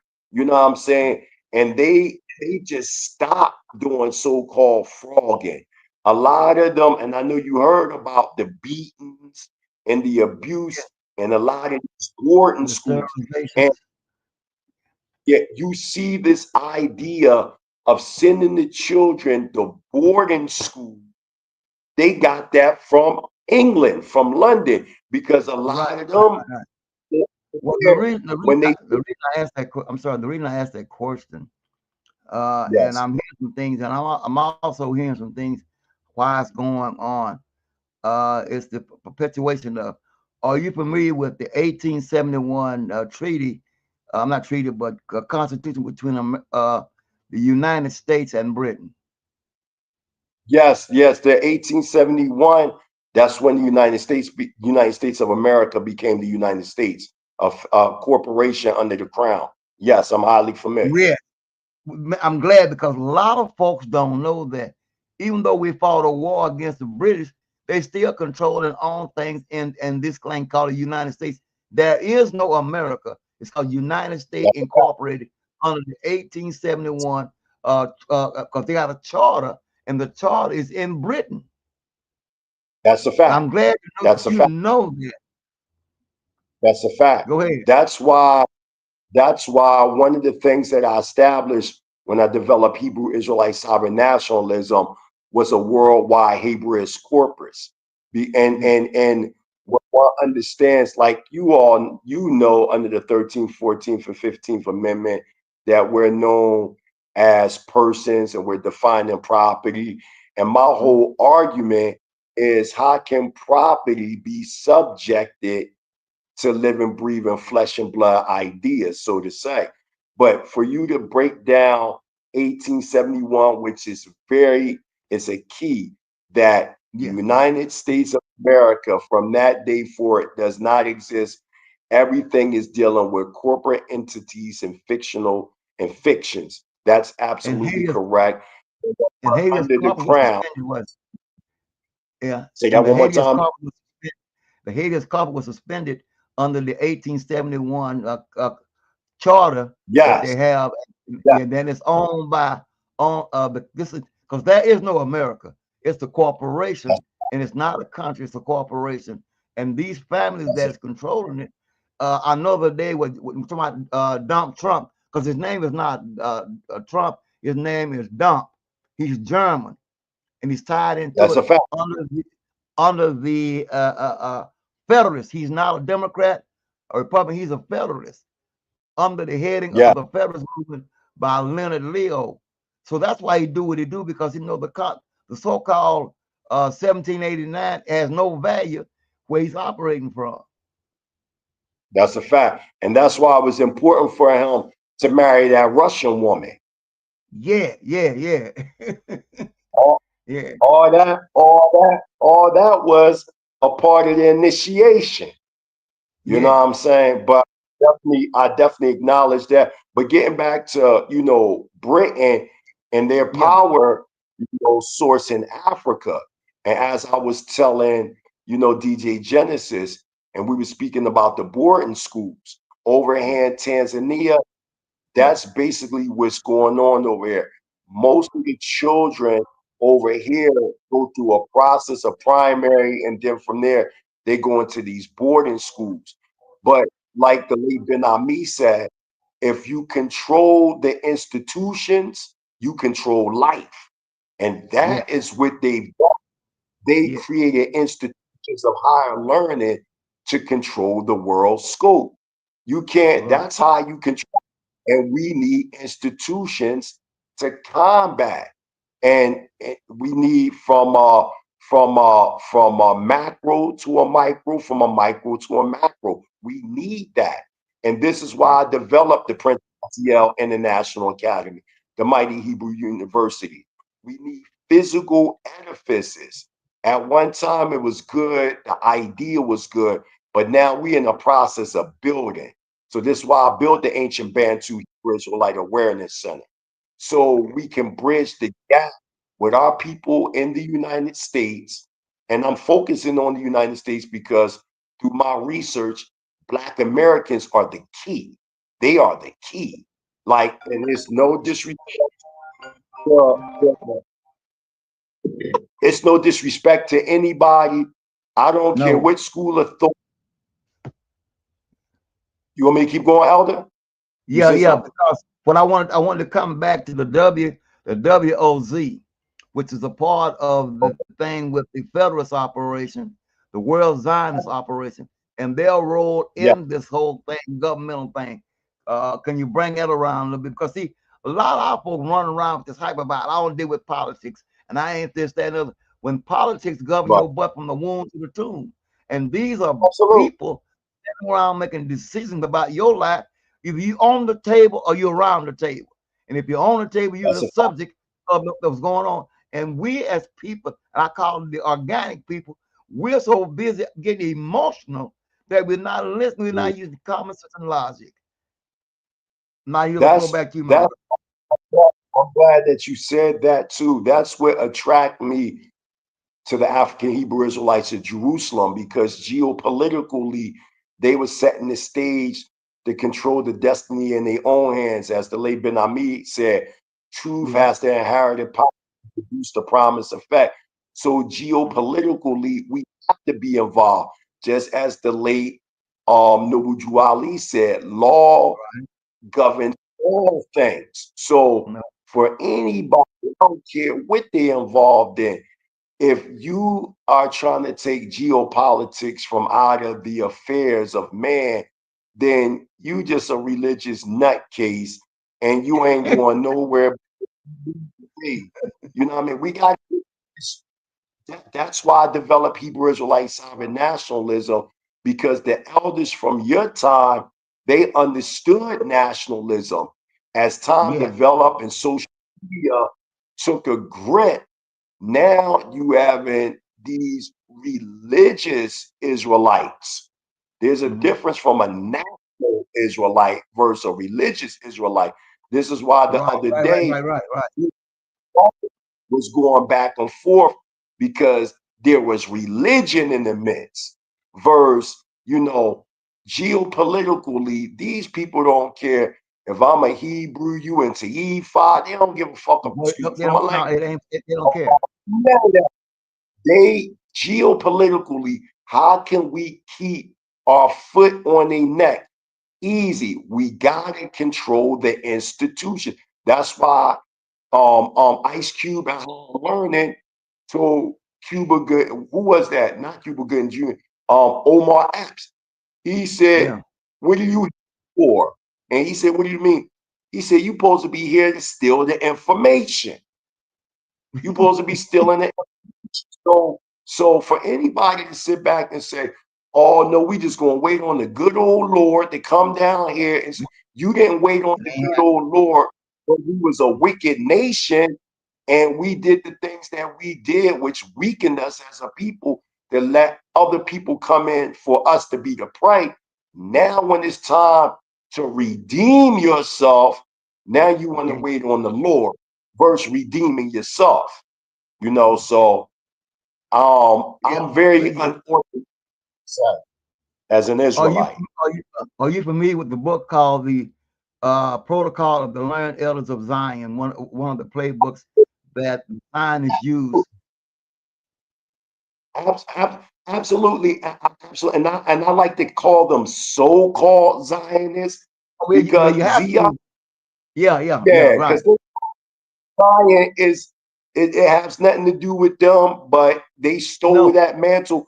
But what I will say, in that book, The Protocols of the Learned Elders of Zion, it's absolutely true. The whole breakdown structure is true, even though they try to say they call it a forgery.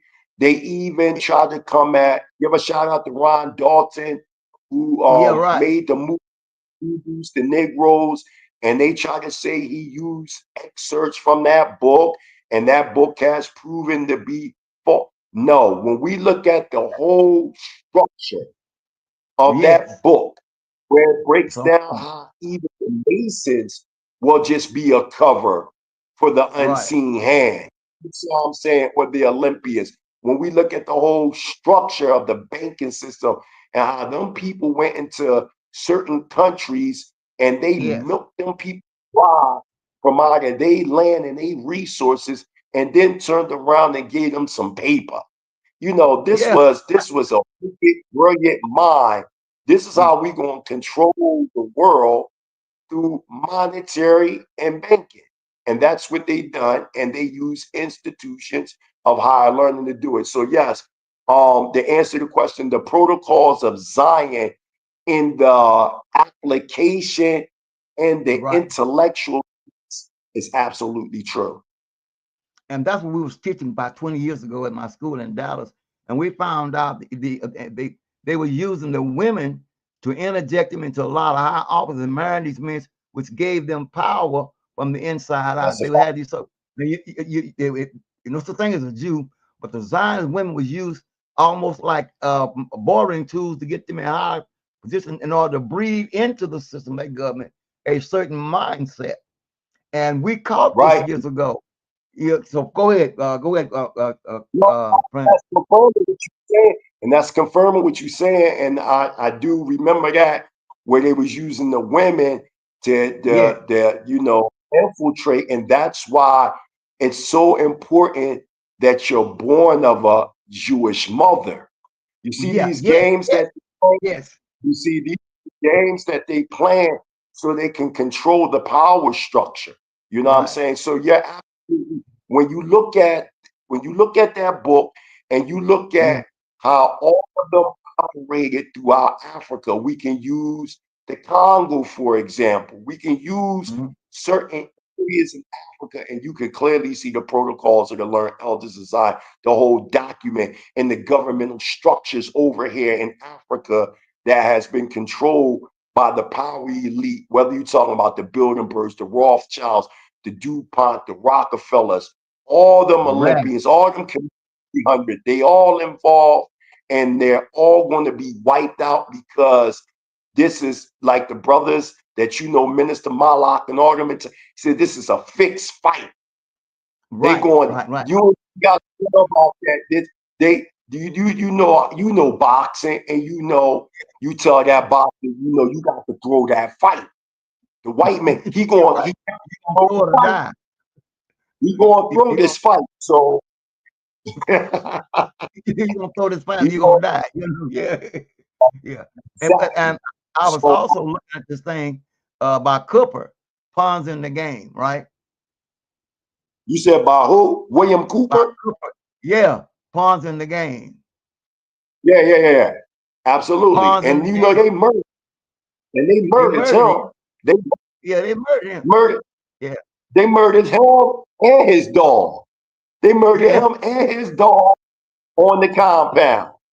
Now the white man is an evil bastard, and you know I'm how much laughing, they but you love read on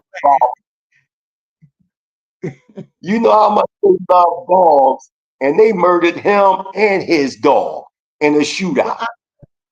Let me ask you this, and a lot of us don't realize that the pharmacy industry is one of the components because it says make your sons apothecaries in there. And a Mhm. lot of folks don't know what a damn apothecary is.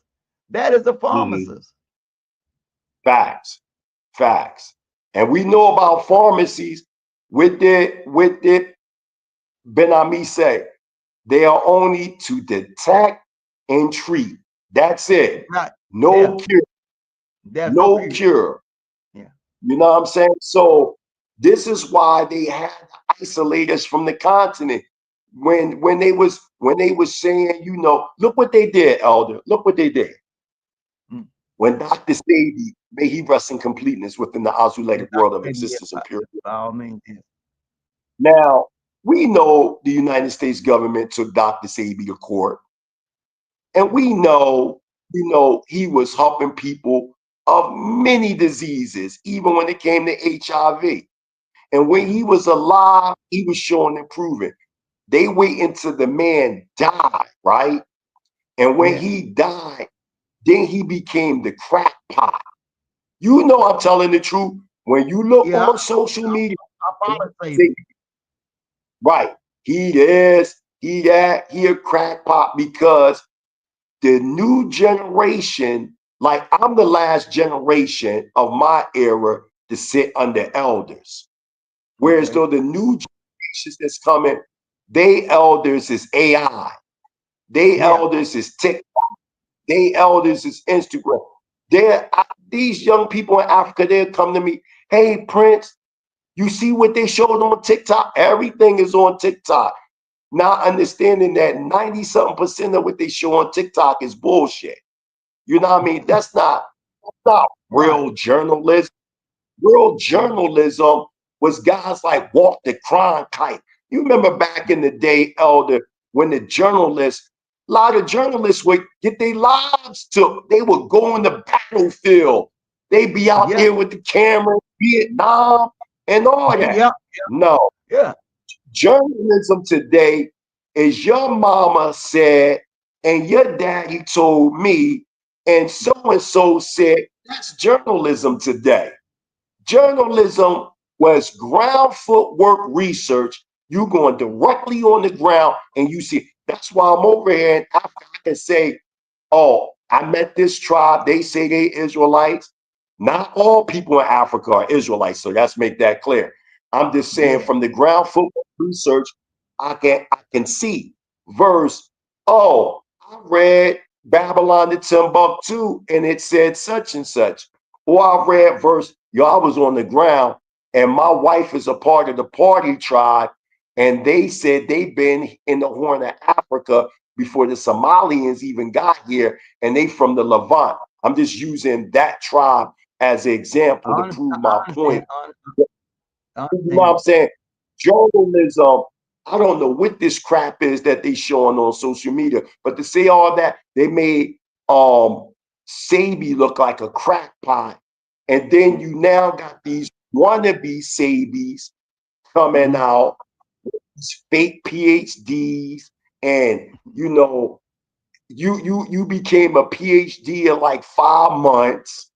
I'm like, huh? No way. You know, No way. yo, Baba, look. They read a couple books, and you've been in this, you've been involved. I know your work. You've been involved with Dr. Ben. You've been involved with Dr. John Henry Clark. I know about you. But then they're trying to come out and tell you something, and they might have read one book, Civilization to Barbarism, from Sheikh Antiju, and they know more than you. And Baba, he has his doctorates in actual, what do you have your doctorates in? Mine is in theology and history. Right. Okay. So he has a theology and history doctorate. So you're not just talking to he don't even go by Dr. Yashabai. He goes by Baba, you know. Because it ain't healing nobody. You know, we're trying to get the soul started. But and I was looking at the other night on the Goddesses program. We was talking about the committee of 300. I know you know about the committee of 300. There's no way if you don't know protocol that you don't know about the committee of 300. Yeah, the first time I heard about them, I read a book from Ralph Epperson called Unseen Hand. And in that book, he goes in the committee. I got a song called Committee 300 in one of my raps. And you know, I'll be talking about the Unseen Hand, Committee 300. Yeah, absolutely. Yeah. They also know as the Olympians. Yes. I'm enjoying because, man, you're bringing back memories, man, because sitting with Barry Shango, sitting down in Corsicana with Brother Ben Amin and different ones. Would you say my late master teacher, Dr. Ashaka Musa Barry Shingo? That's my elder. That's my man. Yeah, he's Dr. from West Philly. He was my mentor. He lived out. Barry Shango was my mentor.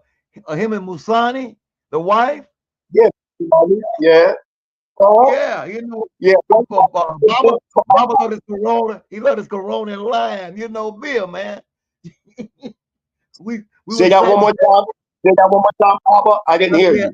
I said, Dr. Barry, we love this Corona beer and lime, man. We would sit around and we would talk for hours. That's a fact. And one of his books that I loved his African Genesis. See, when he wrote African Genesis, he was one that gave me the spark to develop Hebrew cosmogenesis, because you know, a lot of us, when we read the Genesis, we take it as 7 literal days, you know, and there's an apple, talk, snake. But then when you get into the actually Hebrew grammar of things and, you know, the real deal, we really talking trillions of years, but that's another topic. But when I read his book, it shaped me to now question the surface material of what I was dealing with. And, you know, then he wrote the African, what is that? The European holidays. It was like 3 parts. Yeah, right. That was very. What is European holidays and what is it? With the European African holidays, genocide. mental genocide. European, Yeah, mental genocide. mental genocide. Yeah. Excellent material. Excellent material. May he rest well with Yeah, the ancestors, Abraham, Jacob. But Dr. Shakamusa Bear Shingle, I used to also write for the Black Star newspaper. Shout out to the late Bernardo. Yeah, I work with a lot of because I'm originally from Philly. I'm originally from Philly. And and Dr. Shakamusa Bear Shingle used to live out West Philly. So I used to go to a lot of his lectures and stuff like that when I was young. My mother used to,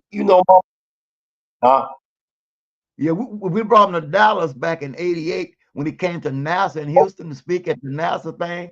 We brought him down there. We brought him to Bishop College. We was all a part of that. Him and a brother by the name of Adisa Kamau out of Houston from that down. His name was Adisa Kamau. Yeah, and Opie DK. These guys out of Houston, we worked up with the shrine there in Houston. So I got to know him there, and he introduced me to Dr. Barry to Doc Ben. Dr. Ben introduced me to Ivan Ben Sertiman, and Big Gregory and all these guys. So these are the guys I began to hang with. You see what they saying now about Dr. Alvin Van Satima, Dr. Alvin Van Sertiman, talking about his research is pseudo. Like, why do y'all wait until all these right? I know it's not right. That's the point. Like, social media has caused the younger generation to really go astray from their leaders. You know what I'm saying? Where you had great minds like Dr. Ben, Jacob Correttas. Yes. Oh, I want to give a shout out to Professor James Smalls. That's my elder. Give a so all these people now are crackpots, and they were pseudo because their argument is what the consensus say. And what I'm saying is, just because a bunch of European academic scholars say something, that don't mean it's right. Like, come on, we got a right to challenge them people. You know what I'm saying? And we've got to do that. Yeah, got to do that. Yeah, I just going down memory lane, Sister Genesis, and LaRon Bennett, and all these guys that we dealt with. I tell people all the time, I was in the trench. LaRon Bennett, he wrote the book for the Mayflower, right? Yeah, before the Mayflower, yeah. Yup. And that's a must book to read. If you ain't got that book, what you doing? You gotta have that book before the Mayflower.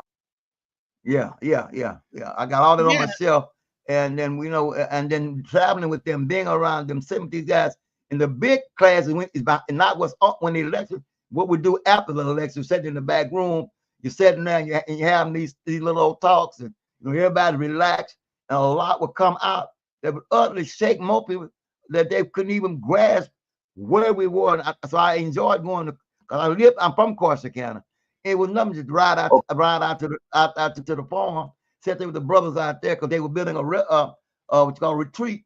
But they had the huts, they built they built a pool, they had the farming stuff, they was raising stuff. You sat there with the brothers, and we would talk hours at a time, And they had set up a school there in Corsicana, where they was teaching at downtown, Old Crockett School, where I went to elementary school when I was living in Corsicana. They had acquired that. They were doing great things, and then the Mona came up, and this came. But man, let me tell you something. It was nothing like sitting and hear these brothers expound on where we came from, where we was trying to get to. And like I tell everybody now, a lot of our people got a habit, and I'm going to say something that's gonna piss some folks off. You run around and you grab this deck called that you're an African American.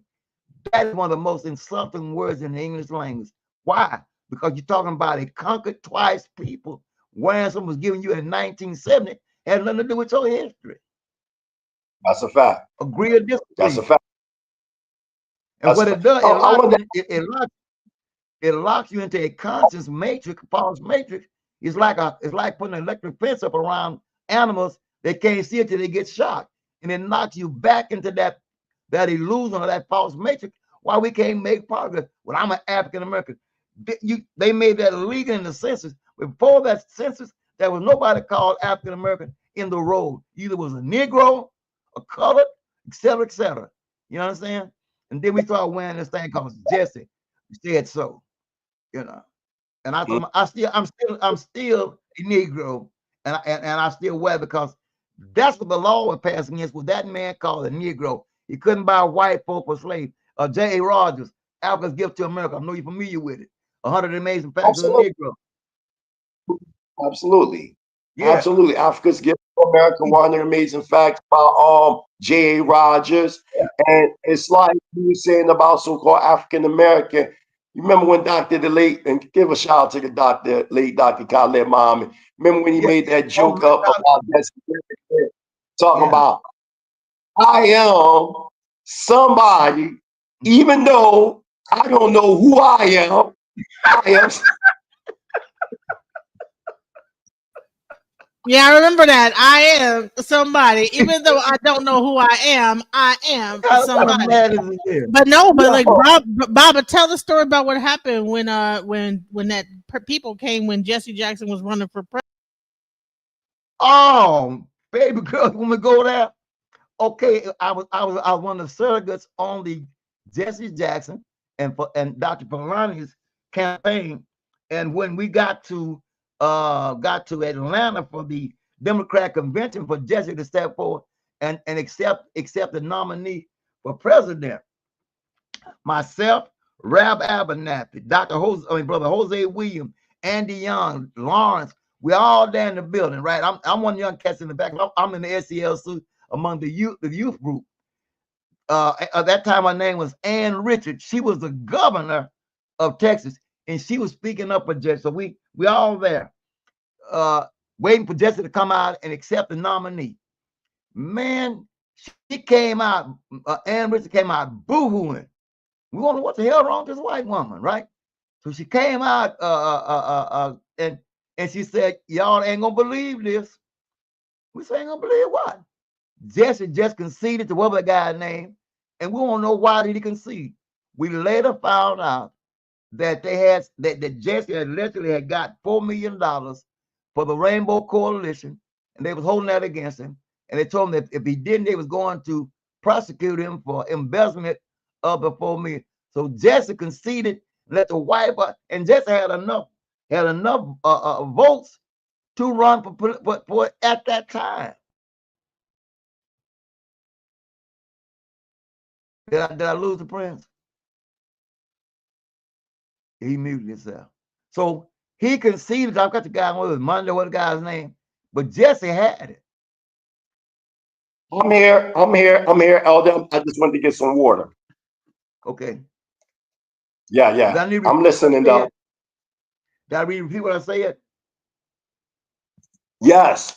When you talk about the Rainbow Coalition and all that, and the $4 million, I'm listening. Yeah, okay, yeah. So when we go about America and even how, like, we talk about how Americans need to come together, we can't do it through the American system. You know, bottom line is that all these things that he's talking about, that we've been talking about over the past few hours, you cannot use the American system to do this. This is going to have to be a concerted effort of people that come together to make the things happen that Prince Charlene Landon is talking about, aka Mighty Hebrew. We need to come together and start to think about, okay, how can we work with Africa? Why is it that we will buy stuff from Shein? We will buy stuff from Temu. We will get our products from these places and stuff like that. And why hasn't Africa gotten their Temu together? Why doesn't Africa have Temu? Why doesn't, not even just Africa, but countries? And where's the Nigerian Temu?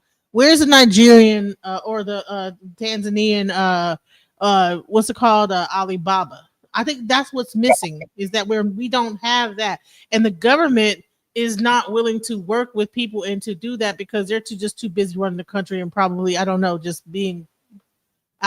just crazy to me that Africa is way huger than China, and we don't Yeah, even have one website we could buy African goods from and purchase goods from, and only friend, China is able to do that. let me revert back to protocol of the learned elders. It's called the final prophecy. Are you familiar with that? In the book, protocol of the learned, it's called the final prophecy. If you happen to have a Yeah, copy of it, yeah, look at it. Says the final prophecy in the back of the book. I think yeah, like what. yeah, yes. Okay, you wonder why we can't, because we don't control the resources that will allow us. They control the precious metal, and they say they control the media. They control the printing press. How many of us own printing press? How many of us even on the way to immediately get anything out? So it's in the protocol. It says it's called the, I think it's the last prophecy of the funeral right. I think it's called the last prophecy, 19 something. You got it there. If you can just sort of like a snippet, a couple of pieces, and talk about the banking and the media. That's how they got us. They control the main thing that you would need to get the freedom. They're control. They got what you call blockage or gatekeepers to keep you from getting through those things. Because we don't control no printing press. We don't own one That's a printing fact. press. That's a fact, Abba. And Yeah. not to change the subject, but I want to say something to you. I watched your presentation yesterday, right? Okay. One of my brothers was able to copy it before it disappeared. Oh wow. We was talking about, we're going to get back to this, but it popped in my mind, so I wanted to bring this out to you. When you Okay. was talking about the civilizations that existed before Kemet, and Right. that's an absolute fact. And DJ Genesis will tell you, I put a presentation out bringing out civilizations going back millions of years, right? All right. And Right. and, and you I know you was talking about the San people and some other things. I just wanted to let you know you did you weren't able to really get it out there the way because of we know the situation now. Yeah. Yeah. Yeah. But the point is you're absolutely correct. um I teach that Kemet is came, what I would call post-diluvian, but in the Right. diluvian you had the Scorpion Kings along with a group known as the Nagas. Yeah. Right. That civilization which later became known as Kemet. I just wanted to commend you on your research because many of our scholars, they just stay focused on that Pacific civilization. And I feel as though that's a part of Greek imperialism because the Greeks were tutelaged by ancient Kemet. And since the Greeks said that they're the founders of civilization, and when we look at the United States, their whole ideas are predicated on Hellenistic thought. Our scholars, they look at Kemet because of that, verse what came before Kemet, and then what came before that. So I think you did an excellent job pointing out that there were older civilizations before Kemet. That's all I wanted to let you know, Abba, when it pertained to that presentation you just did a few weeks ago. I appreciate the flowers, and you make me feel good because sometimes we tell people things, they think you out there flying by your coattail. This is research. We've done the research. We have been there long enough. I have no reason to lie, but we need to wake up and get all this years to think about. Like I'm appreciating you because I told the wife, I say the brother's on point, and saying then some of the same people that I knew. You've been around. You know about these things. You experiencing it, and I've experienced it. So Absolutely, that's a double whammy, man. It's a double whammy. absolutely, absolutely. And that's what and DJ Genesis to tell you, like when I heard you the other day, it might have been, yeah, it was yesterday. You was on yesterday, and the brother, shout out to the Hebrew brother that came on. But like I said, I've been in the Hebrew culture now for 34 years. And Whoa. yeah, yeah, I've been involved. I'm a historian, I'm a social anthropologist. You know, Okay. I have made research out there, DJ Genesis will tell you. And I heard the brother, and I can just tell who sat under the elders. When you look under, like, you know what I'm saying, Baba. Yes. You know what I'm saying. You can tell where Hebrews sat under elders and where Hebrews haven't sat under elders. You can Right. tell. You know what I'm saying, because my elders, they told me, read Black Man and Now His Family, read Civilization of Barbarism, read Valley of the Dry Bones, Right. read Yeah. this, read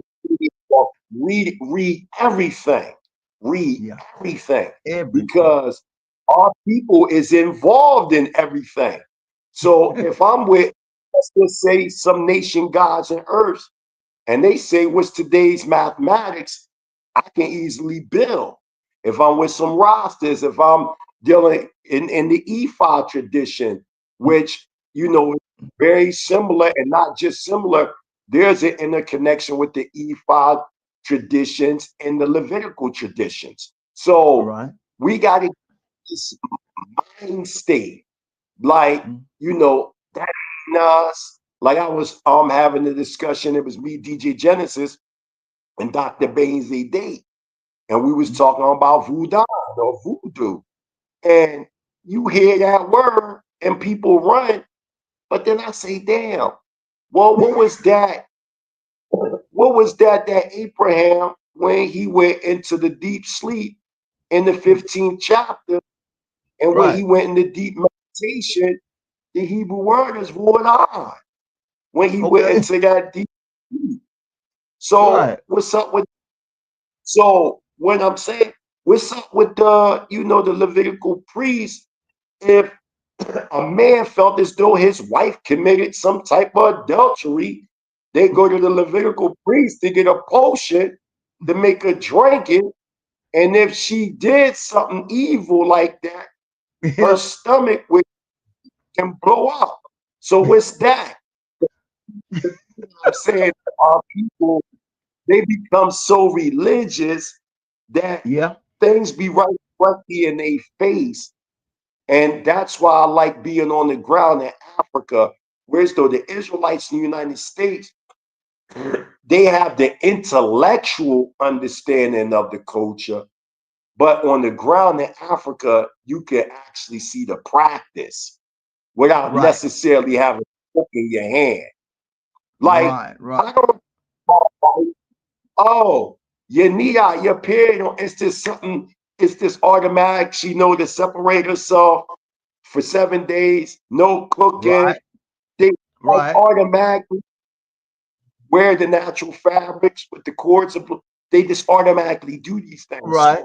So we commend you that you took a stand, and you was just letting them know, like, there was, civilizations before that.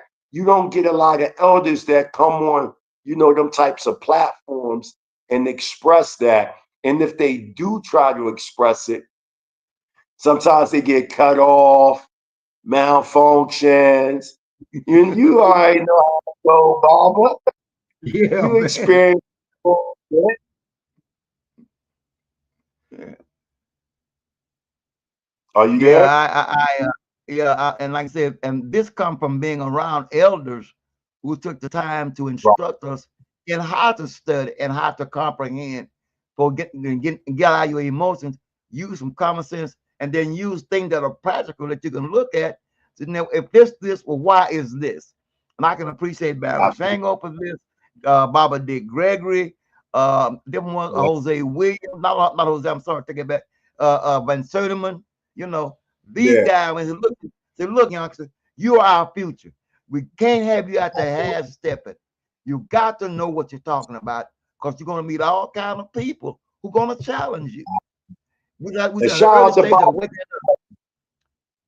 Shout out to the late Baba Dick Gregory, man. Yo, he ain't played no game. And you know with them what? Listen, let me tell you something. That young man that came up on the panel yesterday was a Hebrew, and honey, Dick Gregory would have said, "Huh? Why are you talking? Huh? What What you talking about? Huh? Huh? Huh? Huh?" Dick would have cussed him out. Dick would have cussed him out. Oh man, Baba Dick Gregory don't play no games. And I want to let people know this is, and I'm a Hebrew, and we're not a monolith. We're not a monolith. The way things was conducted yesterday shouldn't have been conducted like that. That's just period. It don't matter if it's about respect, honor, integrity when the elder is present, because the Torah tell us, you know, when the hoary hair is present, that we have to humble ourselves. Even if we disagree, there's a way to, and I always say this, you never try to come at the elders to make them show face, even if they right or wrong. It's a way we do things. Me, if I disagree with my elder, nobody in the public would never know. It'll be behind closed doors. We'll go behind closed doors somewhere and discuss certain matters, because I'm in the mind state that I understand that image is everything when it comes to the youth. And if the youth see, oh, he disrespecting that elder, and then they disrespect the elder. Verse, oh, I disagree with the elder. Okay, I'm not going to say that openly. I'm going to wait until we get behind closed doors, and then I can call him directly over the phone. And then maybe what I disagree with, I might be wrong, and he can clarify it to me, or I might be right. But there's a way that things have to be done in this day and time to protect the minds of the youth, because they don't have no strong leadership. Leadership to them is It's a blessing to have a elder here that's this age that's able to still sit on the internet and have that conversation with you. So when you are with an elder, you are able to hear about the information, you're supposed to shut your mouth and just and you ask your questions, but the talking over and the trying to challenge the elder's knowledge. Okay, go and write it down and then do the research. And then one thing about Baba Yashabah is right here. You know, one thing about him is every time I do a show with him, and I'm gonna do it right now, is that he said, you know what? He has his actual phone. Boom. You can call him. Right. Yeah. I seen that. I said, I already wrote it down when I watched it yesterday. I said, damn, there go his phone number. I said his phone number. But you know, they elders today is P. Diddy. That's they elders. No Diddy, no Diddy, no Diddy. You know, that's the elders for them today. That's who they look at as their elders. And you remember when you read in Yeshayahu or Isaiah, the 3rd chapter, it talk about how they will look up to those that wear the rich attire. And he's like, I ain't no leader to y'all. What y'all talking about? And that's what's going on. Now, they letting these people control who their elders is. And you know, elder, what is that COINTELPRO, that counterintelligence program to stop the rise who electrify the nationalistic aims of Black America? And they have 5 key points. And that 4th point was to cause division between the youth and the elders, or the leadership. So they said that this is going to be long-term effects on the community. So when I look at COINTELPRO that was written in the 60s, and then I look at the deplorable condition of our people today, COINTELPRO worked. It worked. When you look at the condition of our people and the vision from the youth and the elders, and we seen that with the Willie Lynch. And then they tried to say that was fake. That every time we can show the psychological and physical damage of our people through any type of research, they try to say it's fake. That Willie Lynch is 100% accurate. 100% accurate. Even if it was like a later redemption of something that previously happened. And let's say they made it up. Some unknown writer made it up. But it still don't stop the fact that these things, you know what I'm saying? So we can see the psychological damage that J. Edgar Hoover, that was an evil cross dressing. Yeah, but you know he was a black man. That's what's crazy about that. Yeah. That's why I said he's an evil cross dressing nigga. Y'all heard me? Yeah. He's an evil hiding his identity, right? We know you had some chocolate up in you, and you like to dress up like a woman and different stuff like that. But when I'm saying when you read that, I think, Baba, if you can, I would love for you to do a presentation on the COINTELPRO papers and the effect. I got to dig all that stuff back out, and we'll sit down, because you're right. Because they need to be exposing these things, especially our youth, and because they're so wrapped up in this entertainment and impressive and want to be recognized and to blink, they're missing the key factor of life. And I think it'd be a good idea. Like I said, I got to go back in the repertoire and try to find some of this stuff, But coming along, when we came along, it was imperative that we had these study groups and we got in these things and we learned it. And we learned to listen before we spoke. And I told her, I was telling DJ James, I'm looking forward to sitting down and talk, because you were you were right on point. I say, ain't no debate there. The man's on point, because we came from the same school of thought, some of the same folks. We know what the whole deal is, and we know where this thing is going. My channel is not a debate channel, by the way. Anyone coming up here to debate, you can ask questions, but debate is out the window. We're not here to debate you on the information. We're here to talk about it. You can ask questions. You can probably expound on what each other is saying, but debating is out the window. No. When the thing about it is to elevate your spirit so you can grow, because we're lacking that consistency. And sister, I got to give it to you. You handling your business yesterday. You put that nigga in his place. He come in with one from the bottom of his feet. And I know he felt bad. The boy, I told my wife, she did not play with him. She came out that warrior side and she put a whooping on that nigga. She let him know, this is my show. You ain't Yeah, I was listening to it. The DJ Genesis sent me the link. She sent me the link. I'm listening to this show and I'm like, oh man. Oh man, you was such an honest man. But I wanted to ask a question to both you guys, and this is an interesting thing. I want to ask this question because it seemed like there was some innate like kind of like sexism going on, to where it's like, oh, you're interrupting two men talking. It's like, well, what do you think is going on in America? And I'm gonna say, because got Baba from the Ephah side, also a Hebrew Israelite. I mean, he got everything. He knows all the stuff. And then y'all both know all the stuff. So what do you think is going on with this whole thing, where the men in America, the black men in America, are trying to push the black woman into this whole submissive role, to where, oh, we need to get back to this, and this whole submission. You have this red pill community that's constantly like talking bad about black women, and then you kind of had like a answer, and then people that got shut down quick. But what do you think is really going on when it comes down to male and female situations in America? Because I know that you're in Africa, but the male and female relationship aspect in that whole like thing. Mighty Hebrew, you want to take a shot there, and I'll come behind you when we get through, because we'll take a shot at it. I'm speak on it from what I see in the Hebrew Israelite community.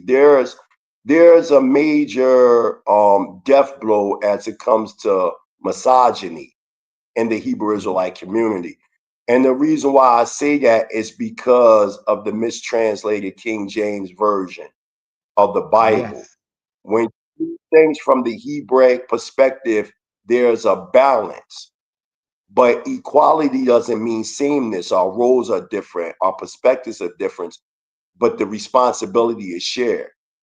One of the things that we're seeing is the origin of quote unquote man or Adam. In the English, they're trying to tell you that the word Adam means man, but it doesn't mean man. The word Ha'adam means the firstborn of the first blood rising with outstretched arms. The first quote unquote human was neither a male nor a female, but an asexual being that had both masculine and feminine principles that resided in Ha'adam. So when the separation took place, Zakar now Zakar wa Nikiva, male and female, man and woman came on the planet at the same exact time. Yes. So you have some matriarchic schools of thought that say women were on the planet first. You have some patriotic school of thought that say men was on the planet first. But the original Edenic idea is that originally we were ovarious beings. We weren't male nor female, but we had these male and female dimensions in us. And as time developed through the process of the separation, when you see the Ha'adam go into a deep sleep, that was pure esoteric. That was talking about the separation of the principles into sexes. When the rib was taken from Adam, it doesn't say rib in the Hebrew. It says the law, which is the principle that resided in the Ha'adam. It is religion. These religious ideas, these Eurocentric religious ideas that came from the mind state of a caveman. Because remember, the caveman would hit the woman in the head, clump her head, by her hair, and then take her in the dark cave and rape her and dominate her. Where it says, be fruitful, multiply, and dominate the earth, that word dominate is not there. The word should have been maintain. Be fruitful, multiply, and maintain the earth. See, all these mistranslations. So when we started to seek our identity and we lacked substance at the time, or the Hebrew language, we started to take these ideas and take them to ourselves. So now you see it, the male chauvinism, the misogyny, right? And then the counter, you see women now saying, like you get these Priscilla the Queen makers. We don't need men. We just need men just to breed, and that's that. Y'all men go ahead and do what y'all do. We are the God. Then the black woman became God. All this was off balance. Now we are in a season where the responsibility has to be shared with men and women together. If there's a king, there's a queen. If there's a prince, there's a bottom line. You can't, that's like me having a remote control and I got two positive batteries. This is dumb. This is just a dumb argument, and we got to come from out of that. And we have to have our women in position of leadership.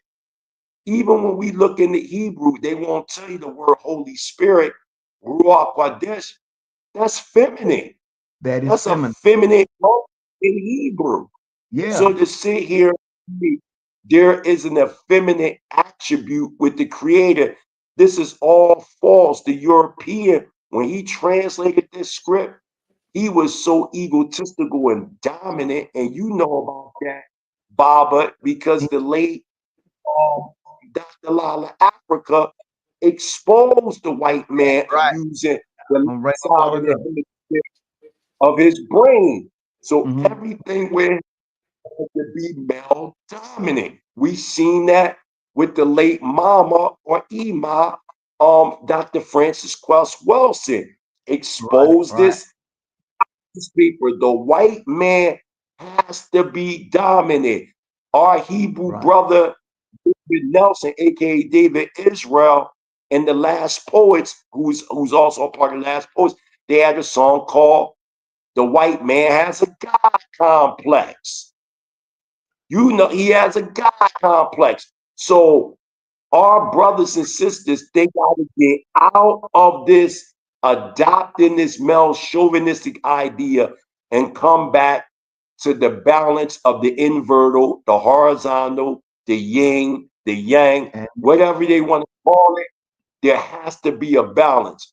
When there isn't balance, then you have what we see today. But I pass it on to Bob. You are spot on. I had you come first because what has messed us is religion. And you like translation and transliteration. Who was doing it? They have messed us up, and we came out with a thing, and they put all the onus on the woman for the failure of man. That was not the deal. That was not the deal. Woman was never cursed.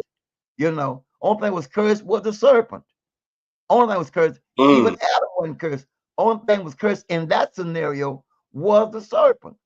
And then the next thing you look at, as he said earlier, everything was more or less androgynous or morphodite. And when the separation came, as the brother profoundly said, that was the conscious separation of these two entities operating in a duality, from a single to a duality. Even E5 teaches that from out of the darkness came the light, and in the darkness was a duality.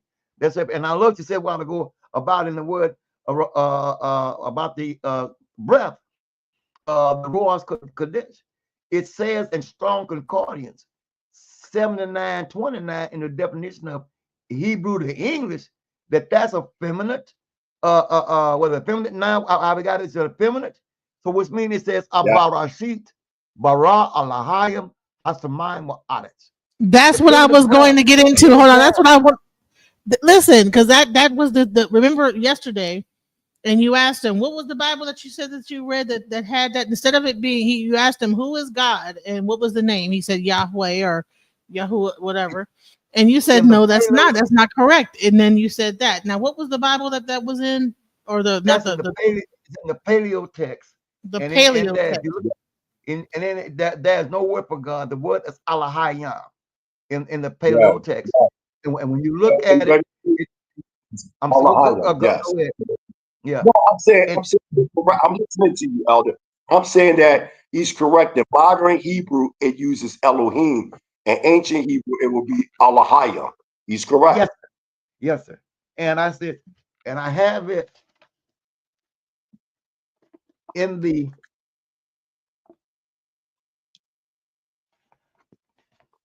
when you get me there. I see it. Yes, I can see it. And you see it underlined? Change. I see it. Yes, I can see it. You see it? So you're gonna argue me, and I got it. Come on, man. You got it right there. Oh yeah, I got that. I got that one. that's put together by Robert Dennis. He wrote a book called The Truth, and he also put that Torah together. Yup. What you know about that, Baba? Hold on a minute. Hold on. Oh, Baba about to bring up his book. To pull out swords.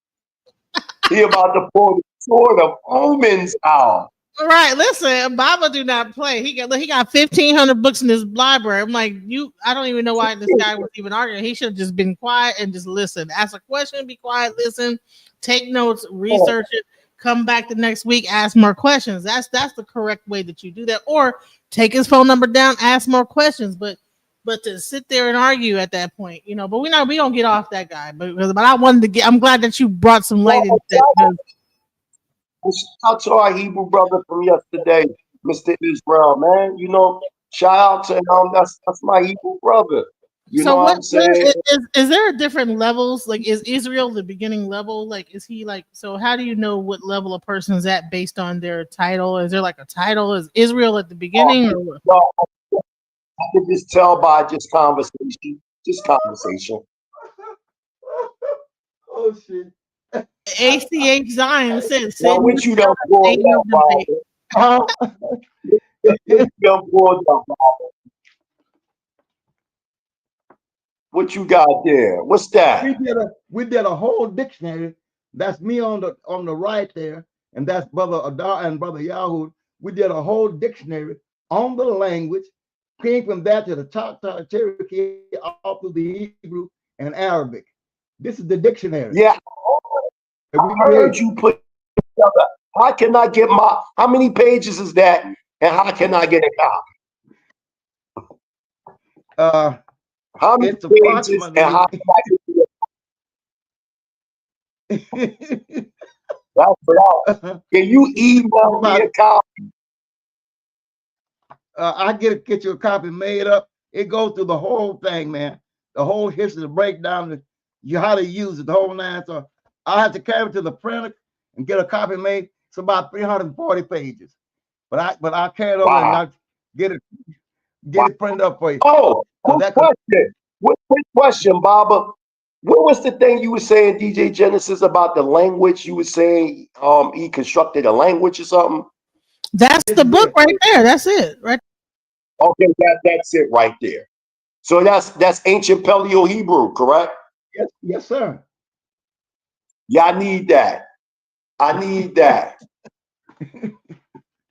I need my copy. I need my copy. We definitely gonna exchange email something. We got to make that Okay. because I need Yeah. I need and you also got history inside the dictionary. Everything's in there. Yeah, the whole thing's in there. When you get through with Okay, that, okay. you ready. Yeah, yeah. Wait, hold on. So He said you you read. have the actual definition, the actual We got everything he's talking about in this work. It took us 3.5 years to get that book together. Yeah. I heard about that book some years ago, but I could never find it. That's the book. Yeah. I need that. That gotta definitely go. That definitely gotta go on my person. Yeah, that's nice. That's nice. I need And that. everything I got underlined, that's Alahayim. Go back, Dennis. Everywhere in that text, I got underlined Right. is the word Alahayim. Because you recognize the olive, you see the lettering. Yeah. Okay. Yeah, I know how to read the ancient Hebrew. Okay. Yeah, and so you see it. So how you all can tell me that ain't what's there? Right. And it's even if you do the modern Tanakh, you still won't see the word Allahayim. They just pronounce it as Elohim. But you'll see the modern, all you got to do the modern, and you can use the side or the Paleo Hebrew, and you're gonna have Allah. You know what I mean? What is that? Allah. So you have Allah on the mad, a yo, and a mean. Yeah. Boy, tell them keep So on it's talking. I told and don't play with me. right. And here's a question though. Now that I have y'all both here, this is amazing. I'm okay. Here we go. So, all right. So now that I have y'all both here, now you gotta. Now I got some questions here. So when you talk about, because a lot of time they call like the white Hebrew the small hats, and that they're the Tanakh is, or the other, because they have their own thing, and this is not as important as the Talmud, right? Now, Baba, actually, you're saying that you actually studied with the people that were with the white. I sure did. So, can we discuss like what? Okay, because is there relevance to the things that they have in the library they have? What is the relevance, and why should the Hebrew Israelites not just discount, or should they discount it? Continue to discount it? They should not. To me, you should not discount it, because if these are guys that stole it, you want to steal it back, you got to go where they got it here at. So you go into their account, and you get them, and you do what you call reconnaissance, and you find and you bring it out. You go in there and you listen to them, and then when your time comes, you take it out. That's what we did. I mean, we went in there and we sat with them, and you start doing counter intel, and you start asking questions, and before you know it, they'll tell you about the Kabbalah. They'll tell you about this, about that. I said, well, okay. Right. So when I debated them, his name was Rabbi David Lyon of the Temple Emmanuel there on Hillcrest in Dallas. They allowed me to go study with him. So I go sit out there with him. I'm asking questions. Well, you know, I'm a dumbass nigga, right? I used to live on Hillcrest, by the way. I used to live up the street from the very probably place that you debated him at. Yeah. It's right there on Hillcrest, and I think Coit, not Coit, Hillcrest and some Frank Road in that area. Yeah. Yes, because they have a whole like Hebrew culture, and I lived right down the street from the. And all that, you know, those are all South African Hebrews, by the way. They're all from South Africa. They're not. Those are not. Sitting up there, and I'm going to the class and studying with my. I got my title. I got all that. I got my stuff. I'm in the class. I'm learning. I'm saying, oh, okay. But what I'm doing, I'm gathering data to carry back to the community. I said, no, this is why I learned a lot of things. This what one that stole it and how they rewrote it. We got to take it back. But if you haven't got the material, how you gonna get it back? So we began to go back. I met this guy named this now, DeBar. He lives in Cincinnati. That's the guy in the middle. Then Yehuda, the guy's on the end, and I'm on the other end. So we came and had what they call the National Hebrew Conference. We went from the word Israel to the word Yashar and Yashar Allah. That came out of Dallas. Right. Nobody was calling himself Yashar and Yashar Allah until we had the conference in Dallas. Then we talked to Brother Ben Amin and said, this is the language, rather than, because the word was Israel was Isis, Ra, and El, three pagan gods.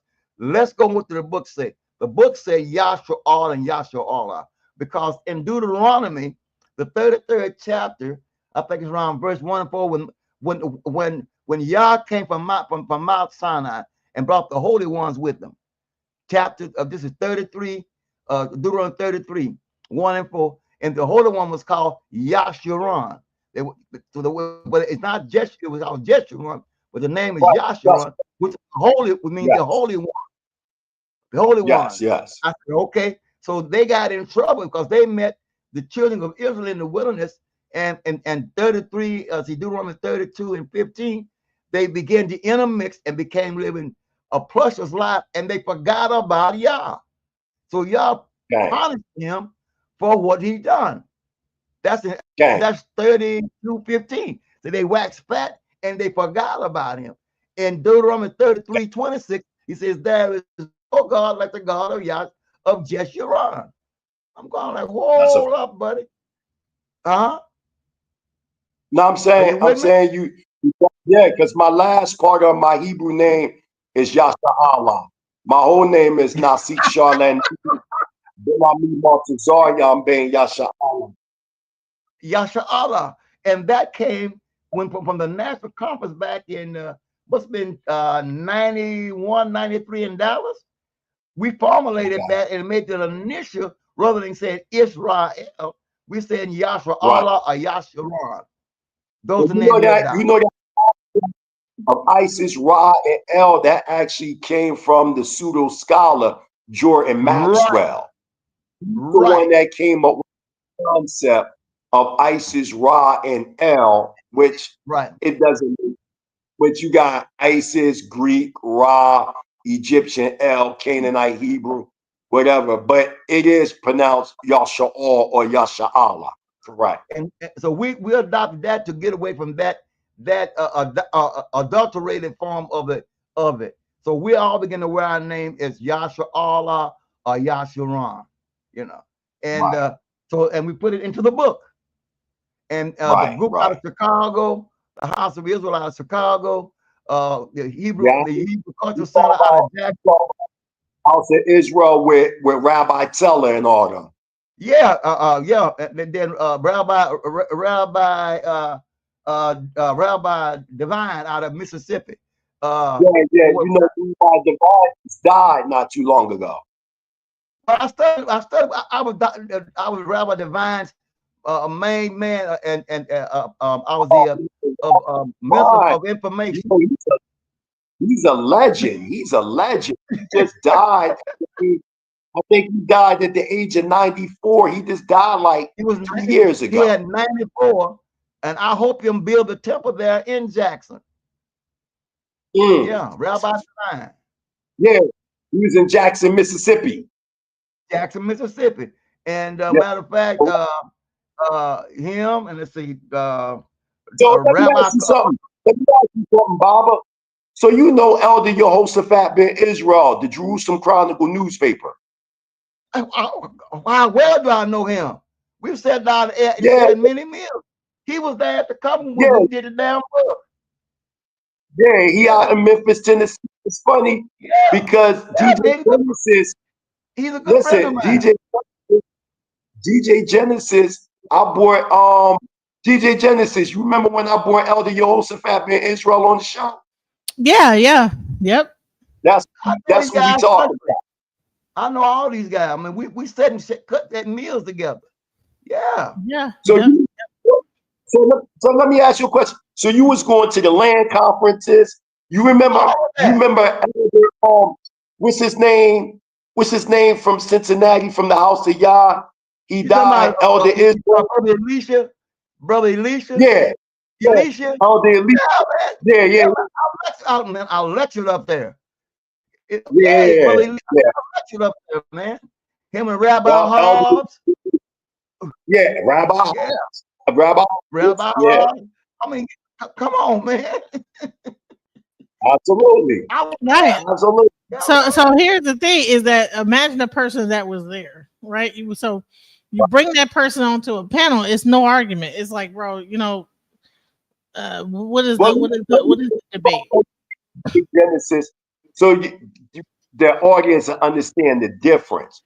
Most Israelites you see on social media, they come out of the One West camps, meaning they come out of the original UPK out there on 124. Whereas though the people we're talking about, these are Torah-centered communities. Like they're not connected. They're not connected to the One West. As a matter of fact, these communities are older than the One West camps because the original UPK came out in 1969.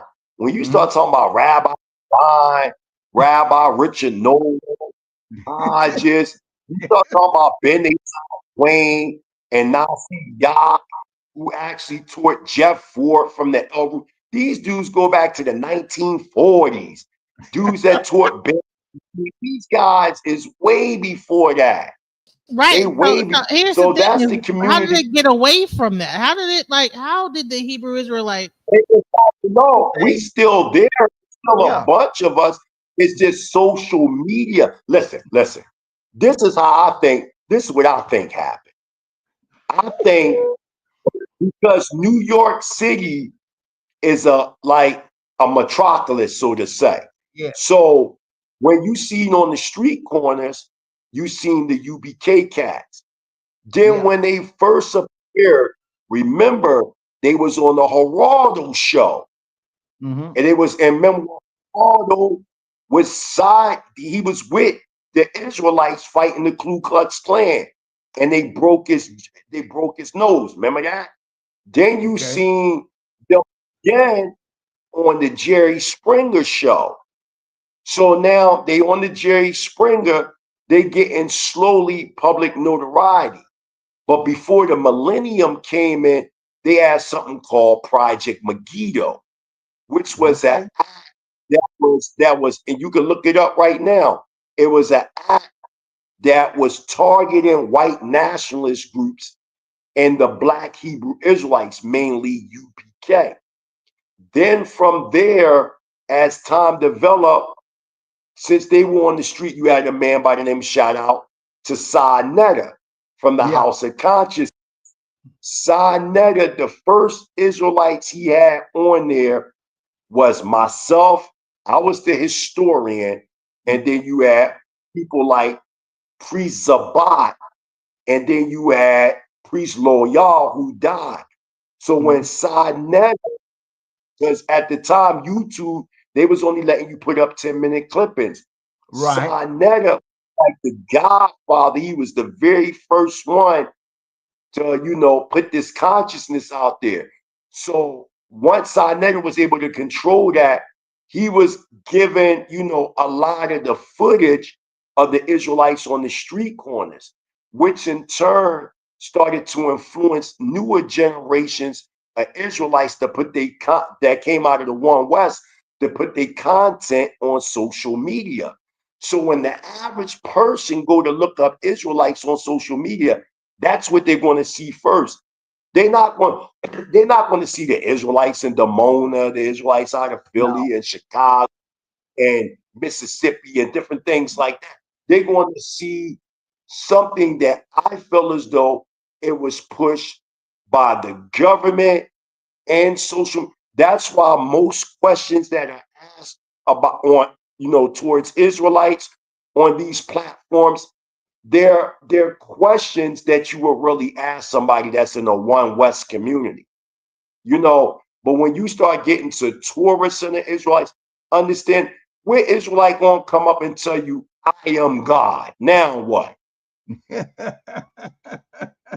know what I'm saying? If I say to them, yo, I'm Yah in physical form, they never heard no Israelites talking like that. They when you look at the ones on social, they're more religious and based.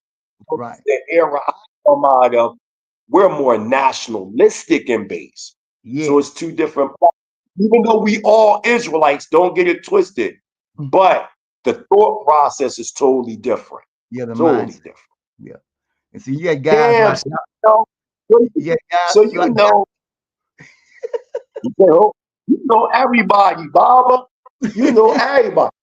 So you know the man that made me a prince. You know Prince ACL, the late RCL, Prince yeah. ACL.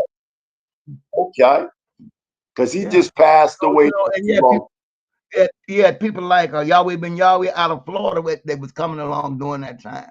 You know, Absolutely. claiming to be. He had a $250 million empire. Empire, yeah. And the ball wasn't playing. Yahweh Ben Yahweh, he wasn't playing no game. Tell boy, look, Okay. bring me here, one of them devils. Bring me an ear. They take your ass out. Man, that's like them boys. They take your ass out. Yo, that boy ain't played no games. Listen, he originally, his name was what? Mitchell Hilton or something like that. Yeah. And he came originally from the Nation of Islam. Right, and then go to New York amongst the commandment keepers under Rabbi Wentworth A. Matthews and all them. And then from there, he morphed into something called the Temple of Love. And he took on the name Israel. And then as he developed, the man was like, I'm God. I'm Yahweh. Yeah, he started from there. A lot of folks believe that. Yeah. And listen, I ain't gonna lie, his structure and how to create generational wealth, Yahweh Ben Yahweh was on point. Always. Other than he cleaned Miami up. He cleaned Miami up. But you know, it was measures. You see me, Baba, not saying what I really want to say. But what I want to say, what I want to say is this. Y'all kill me, and I'm talking about anybody that believe in this. Y'all want to talk crazy about Yahweh Ben Yahweh, right? And what he did. But you don't talk crazy about how the commission the Costa Nostra, right? Yeah. They Right. kept the Italian communities clean, but they said sell the heroin to the niggas. They ain't got no souls. You see that on Godfather. Yeah. It's funny that all ethnic groups in the United States build up their communities through whether religious organizations, organized crime, whatever. You say that's the American way. But then when black folks do it, or so-called black folks, they niggas, they criminals, they this, they that. They said that about the Philadelphia Black Mafia. Right. You know, under Christian order, when they wanted to clean their communities up and they was running down the drug dealers for the money so they can clean up the community, et cetera, whatever they was trying to do. And they wanted to be a part of that French connection pipeline, right? Yeah. They was the niggas. But the other ethnic groups, they were good. You understand what I'm saying? Why is it that when they do something, it's the American way? Right. But when it comes out, they niggas. It's crazy.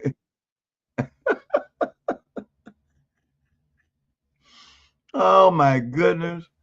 Man, this Oh, is man. Listen, Genesis. we gotta bring this. We gotta bring y'all back together more often because I think that y'all. People, this is good, and getting gooder. I guarantee. Yeah. So, I Man, just don't this is like crazy. that. They always manifesting the double standard. They can create crime, the prohibition, all that. These people became rich. The Kennedys, they were bootlegging. You know that, Elder. Hell, so was Donald Trump. Dad ran a brothel. They always bootleggers and Yeah, got to come out. yeah. Yeah. And I Y'all want big to. I them want to touch. up and Listen, I want to touch a little bit on this Diddy stuff because I'm like, people are still talking about how okay, yeah, he was creepy, he was doing weird stuff, but Hollywood been like this for the longest Every time. other He day. learned that from somebody else. I think that It's the name of the you know. program. I mean, let's man. go into a little bit It's the because name of the program. American. This is Them women, Go ahead. I don't give a damn what they say. Cassie ain't no victim because No. we got text messages from Cassie. She's organizing this stuff, man. Even when she married to the white boy that she got the baby with, it was recent before Puff even got locked up. She's still creeping with Puff, but she a victim. Then this other Fruit Loop woman come on there and she became exposed. All of them was involved. I don't see no RICO conspiracy. How you gonna get somebody RICO and there's only one person on trial? Right. How Rico if racket. you keep racket, you bringing up, you keep showing this video of Cassie getting her ass whooped, which for the sisters, I don't condone no abuse on a woman. But the reality is Puffy is not on trial for that. He's on trial for sex trafficking and RICO conspiracy. Right. So you guys, I'm gonna tell you who Puff Daddy is. Puff Daddy is the savage gorilla that they used to put on posters back in Baba's young days, ravaging the white woman who is the white image of the American dream, because Puff is the key to expose the evil that these people been doing, that DJ Genesis. They've been doing that up in Hollywood. Yeah. They've been Fruity and messing with little boys. Walt Disney, Nickelodeon, all of them need to be exposed. Huh? Messing with them children. The Catholic popes and bishops been fondling with children, and then when they get caught, they get immunity. Huh? Don't make, Yeah.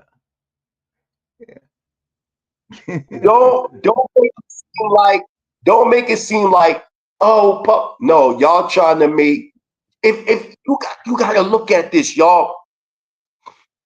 I've never, since I've been alive, I've been on this earth, next Monday be 49 years.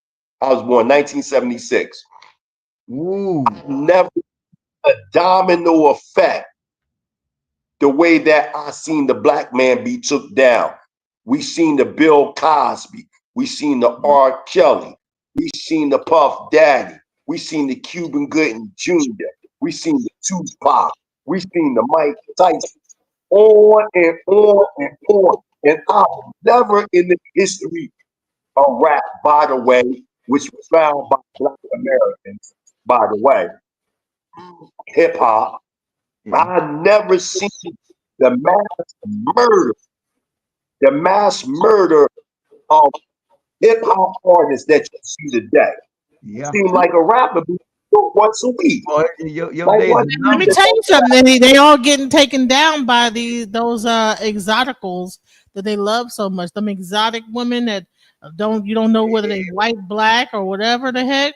You know, now R. Kelly did get taken down because he was fooling around with them young little black girls. But all these new takedowns are not black women. They are Asians and all that stuff. So to me, I'm What's that thinking guy DJ, name? What's that uh, guy name hey, that they Prince, trying to take down with that white girl? What's his name? Sharon? Shannon Shay Sharp. Shay? Yep. well, Mess around with let's go that back. white woman? Yep. Can we go back a little Baba. further? How about Jack Dempsey when we fight? Why they took him down? That's right. With the man eye. With the Yeah, man the eye. man. And that's what they Yeah, and they try to do that to Puff. And I was yeah. going to tell you is that see I Baby do a girl. show every That's Sunday, wrong. and listen, I had a show on Sunday with brother Calvin P. Johnson, attorney, and Mel Smith, because Mel Smith has been at the trial, and we keep talking about how this is really another version of the Mann Act, that it's a situation where you have like these Jack, Caucasian or Jack, Asian, whatever Asian women, and Mr. Jack, they're really enacting this Mann Act law, and this is going back into America's decline. Is that these Jack men? Dempsey. Got We to were bring it complaining back. about the fact that they were going into these getting their money and putting their money into these women, and now you're seeing they're all coming out complaining, crying, and then You you got have the Jack jury. Dempsey. You got Jack Dempsey. You got Chuck Berry. The list goes on. You come on up. You got the thing they did him with James Brown, and and it just one after another. Mhm. Listen, Now James they Brown said try so bad. The guy said, if this nigga can do this, he can start a revolution. If you can quiet down a riot fact. like he did, this nigga has enough power to start a revolution. We got to bring him down. That's a And hold on, let fact. me say this That's is a that fact. and let me just also say this is that so simultaneous, like why you see this Mann Act going on with the exoticals over here that are bringing down all the big people with money, you see the red pill blaming black women and complaining about black women at the same time. So I don't know whether they're trying to get men away from women completely to like stop the It's birth rate. all I don't exactly know it's what's happening here. So all a distraction while they set this this new government in order. So when the dust settles, you are back in the plantation and your ass is back to servitude.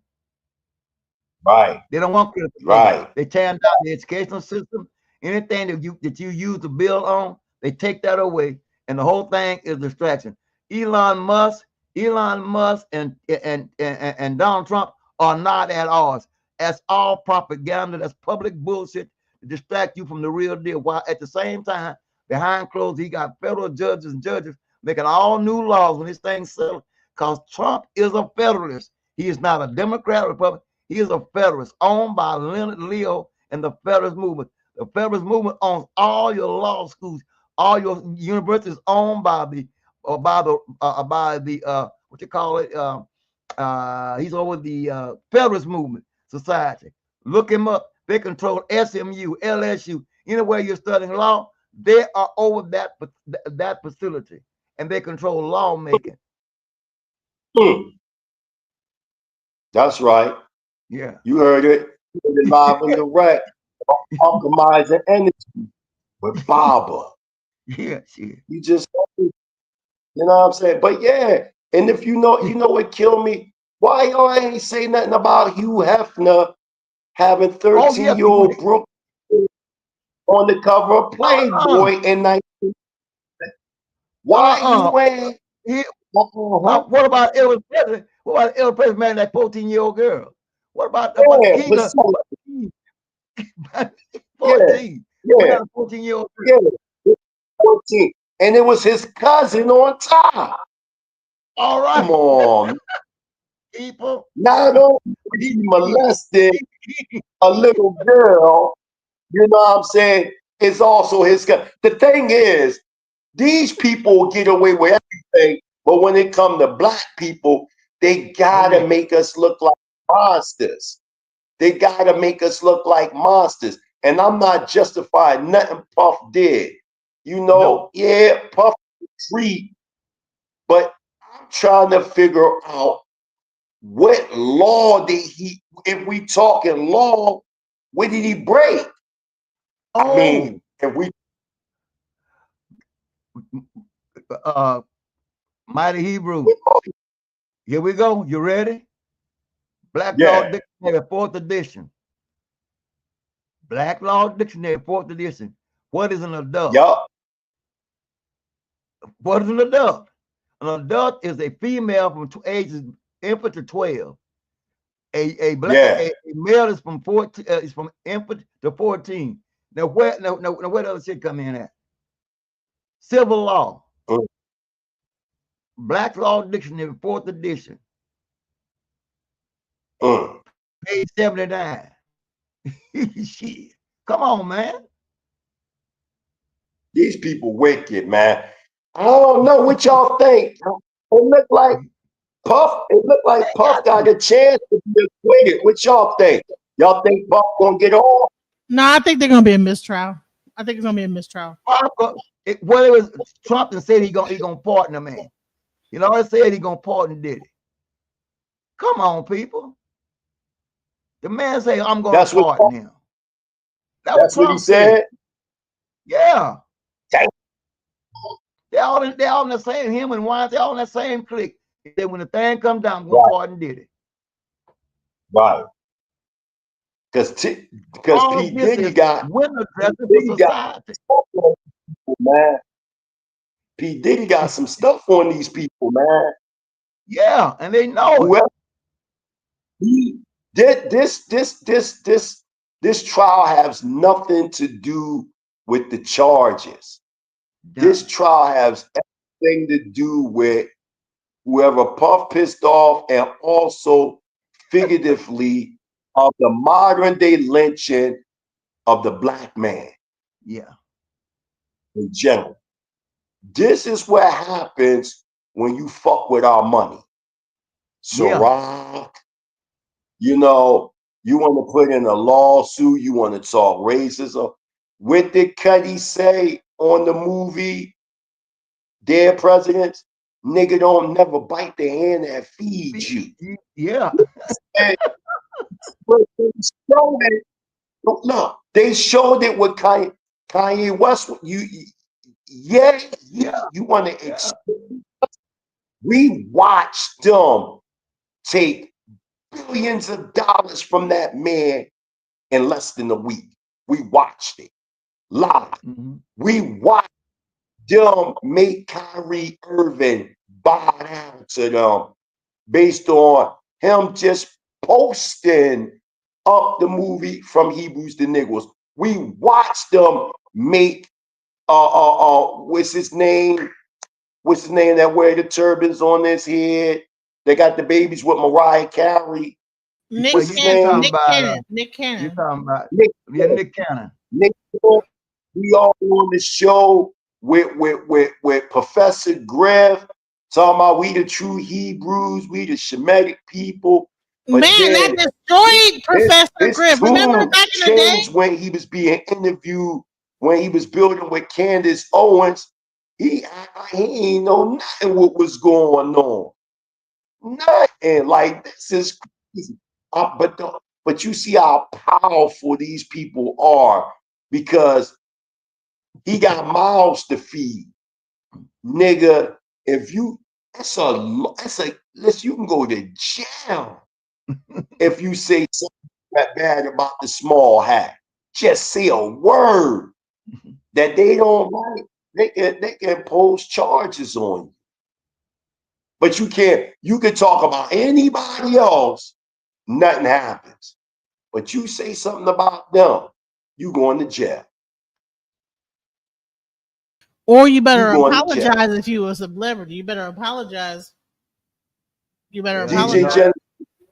DJ Genesis, you better right now, DJ Genesis. Apologize, DJ Genesis. Say, I love the small hat people. Say it. Say it. Say it. My voice is going. Notification. You're going to get a notification. Right, Lord, I'm about to get out. I gotta go. Look, we need to do this again. I'm about to get out. And I've got to get on this show. This is a great show. And we're gonna talk. Man, I'm loving it. Well, listen. I'm gonna say before everybody cuts out, I'm gonna say this: it takes money to make this show happen. I gotta pay for StreamYard. I gotta pay for all these things. I'm gonna play the song, but that's not the end of the show. We're gonna have everybody give their last words. But now it's time for the collection plate to pass. Please, if you can, there is a symbol at the bottom that says, super chat. Please, if you can, and you may not, but I just gotta take some time out to pass it, because we got some great scholars up here that are giving you guys a lot of information if you've been taking notes. If you don't if you're unable to do that, just go ahead and send a Cash App. All right, so let me just put my Cash App up here. This is my Cash App, and so I can give Mighty Hebrew and Baba Yashabaya some money for their time, and then also please support the channel.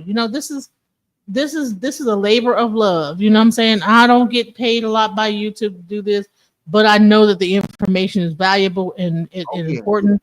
It needs to be out there. So let me just go ahead and take this real quick commercial break. I am blessed to make money, money making money, money making money, money making money, money making money, manifest making money. Money making money, money making money, money making money. I ain't stressed. Making money, money making money, money making money, money making money. Gratitude is my attitude. I'm making money moves. Jewelry in a safe, piggy bank on full. And I'm living life abundant. I'm making money fast. Making cold hard cash, I'm making money. Oh, I am blessed. Shouts out to the money mantra. I mean, that's a good mantra for anyone. Oh, yeah, I made that mantra for y'all to be able to use. If you want to, I will make a short of it so I can have y'all play it over and over again. If you're struggling, play that mantra. It will, I'm into mantras. You know what I'm talking about? I'm into songs that's going to inspire money. But let's get back to it. Let's get some final that song. I like that song. I was jamming off that joke. Yeah, I know that's right. Hey, listen, I'll send you the chorus. You can make the whole song because it's just a chorus right now. I'll make the chorus. You can I'll send you that and empty out the rest, and you can rap over it, and that could be one of your songs. You know what I'm saying? Oh, man, that's tough now. Drop that Cash App. Right, drop that Cash App. Hold on, right, drop the Cash App, y'all. listen, y'all support. Hold on, what's your cash app?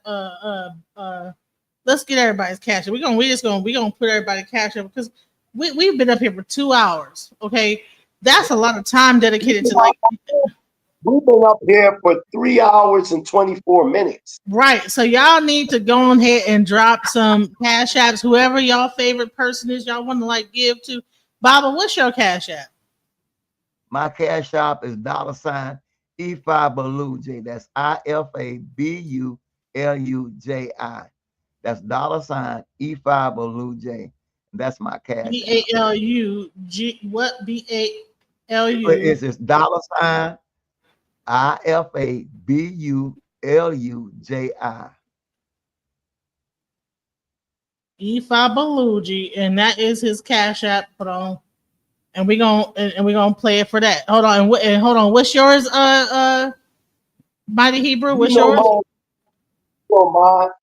$sign Uriah. Spell it. Let me get it right. Hold on, let me go get it. Listen.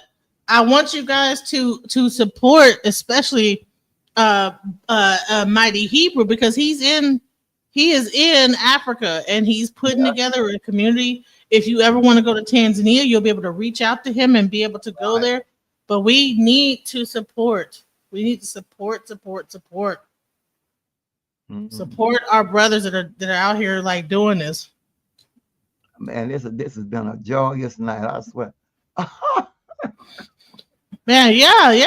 You know what I'm saying? It's listen, everybody else is watching the BET Awards. You know what I'm saying?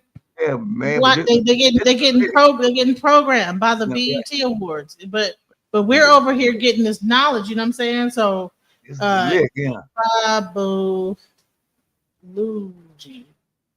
Yeah. All right, I'm about to repost that. You got it. Because I'm gonna play it again because I'm like, okay, like I think people missed the first altar call and the first the first offering call. Yeah, bring it around again. Dick, y'all bring it around again. We need a little bit more.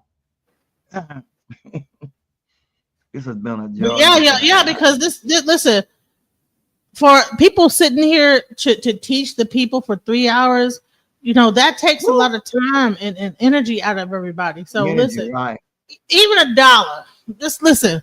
We're not asking like the Christian pastor, like you need to give us $100. Yeah. You know what I'm saying? Give us $100 collection plate. We saying, hey, this is just a basic collection plate. You know, just to support the brothers and sisters that are giving you the knowledge. You know what I'm saying? Baba has over 50 years of knowledge of information. Oh, most definitely. More than that. You know what I'm saying? You have 30 years of knowledge with Mighty Hebrew. Mighty Hebrew, you here? He's back. Yeah, I'm here. What's your how do you spell? I think we lost him. Yeah, well, he was moving around, but I do let him know that I will be taking this copy of the book to my printer and get him a copy made up because he recognized we don't want to put the package together. Yeah, put the package. Yeah, people don't realize I just look like this. Sister Mark, I just look like this. But trust me, you don't want to step off in here because you're gonna be in a world of trouble. Yeah. Right. Yeah. And that's not being arrogant. It's just I put a lot of time into what I love and my people. And I'm tired of us being bamboozled and all that. And like he was saying, he brought a lot of things out tonight that we know about. All of these shysters, they want us to pay for something that should be free, you know. And that's what Metahocha said when he came and did the initiation back in 2001. I mean, about 2000, but in 99 in Dallas. So, you know, there's a lot of things that we're learning, and I'm glad to know the brothers in the land. But yeah, I'm going to make sure I get to when I go over to the printer, I'll get that book put up. It's about 340 pages, and get that put together. You know, and I want to tell anybody that's in the Ephah community, you owe it to yourself to get a copy of Ephahism, the complete work of Orumila. Trust me, Most everything we're talking about on that, it's already in the book written by Osamara Eby, the white man, the money, the structure, the government, the social structure, the whatever. It's all spelled out in that book under certain old dudes. Trust me, get the book. You know, if you can't get the book, I wish we could make it something available on the show for a donation of XXY this to get it to you, but you know, then that's copyrights. But anyway, the thing about it is, but I'll find a way to like to be able to make that book available, because yes, people do need to, you know, you have what they say is hide things in the book. If you don't want people to know what it is, put it into a what book. And we have, I mean, go back and take down some of the books that these people were talking about, that these young men and elders were talking about, because they've been dropping bombshells, and I don't know why. You know, if anybody have not learned something today, that's something badly wrong. Yeah, but I will be taking this book to the printer of Mighty Hebrew to get your copy made, because I do want you to have it, my brother. I do want you to. We're gonna have one more altar call. We're gonna say, hey, listen, I would love to. I want everybody to. Okay, I'm gonna break this down into two different things, two different banners for y'all to find out who to send the money to. Y'all need to go ahead and, because you see the cash app. Yep, but I'm about to put it in there, because we're not gonna just be up here just sopping up information and not giving back. Absolutely. Okay? Even if it's a book, if everybody send $1 to either person, you know what I'm saying? Because we're here, we're spending our time giving the information. Go ahead, give $1, give 50 cents on cash, whatever. But here's everybody's cash app.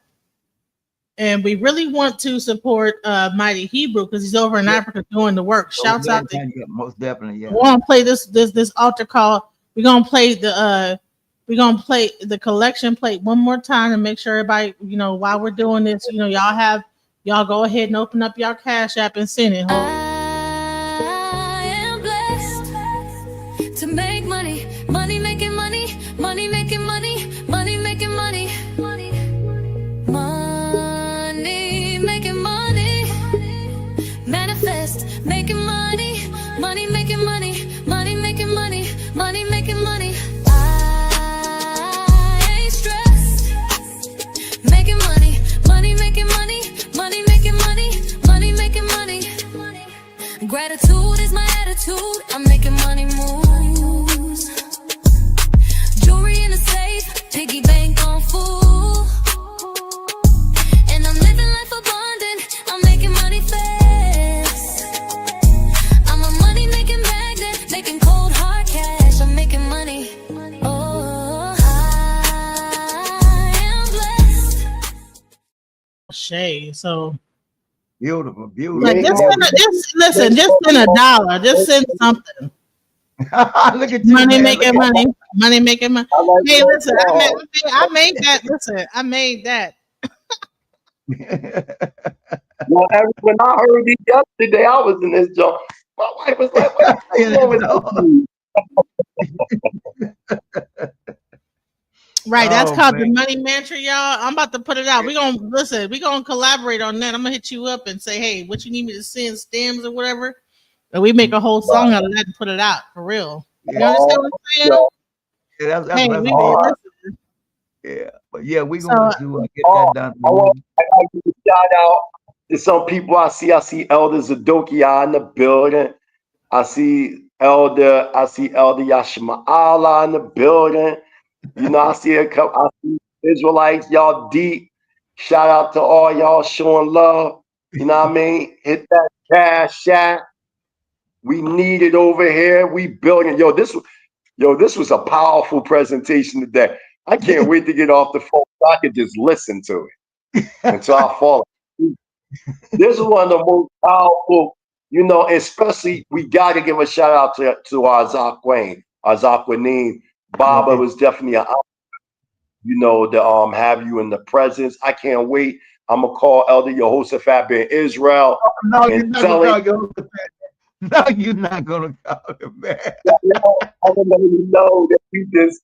I was just on the joint. Yeah, I mean, Yo, wait, Baba, your house about what? Yo, I am. Yo, he's gonna be happy. He doing so big. He's still running the Jerusalem Chronicle. He just did a show a couple months back, some months back on DJ Genesis. So we see he's still holding Memphis down. Holding Memphis down. That's him. He's holding Memphis, Tennessee down. Man. You know what I'm gonna do for the everybody? They're so far down into the live stream that you probably can't find them. Well, you know what? No, because I do have them in the Alchemizing Energy playlist. So if you want to go to the Alchemizing Energy playlist and scroll down, you'll see the ones that we did with Mighty Hebrew. Baba has his own section, and as we go on, I think I'm gonna just begin to put people into their own section so you can find their content rather easily.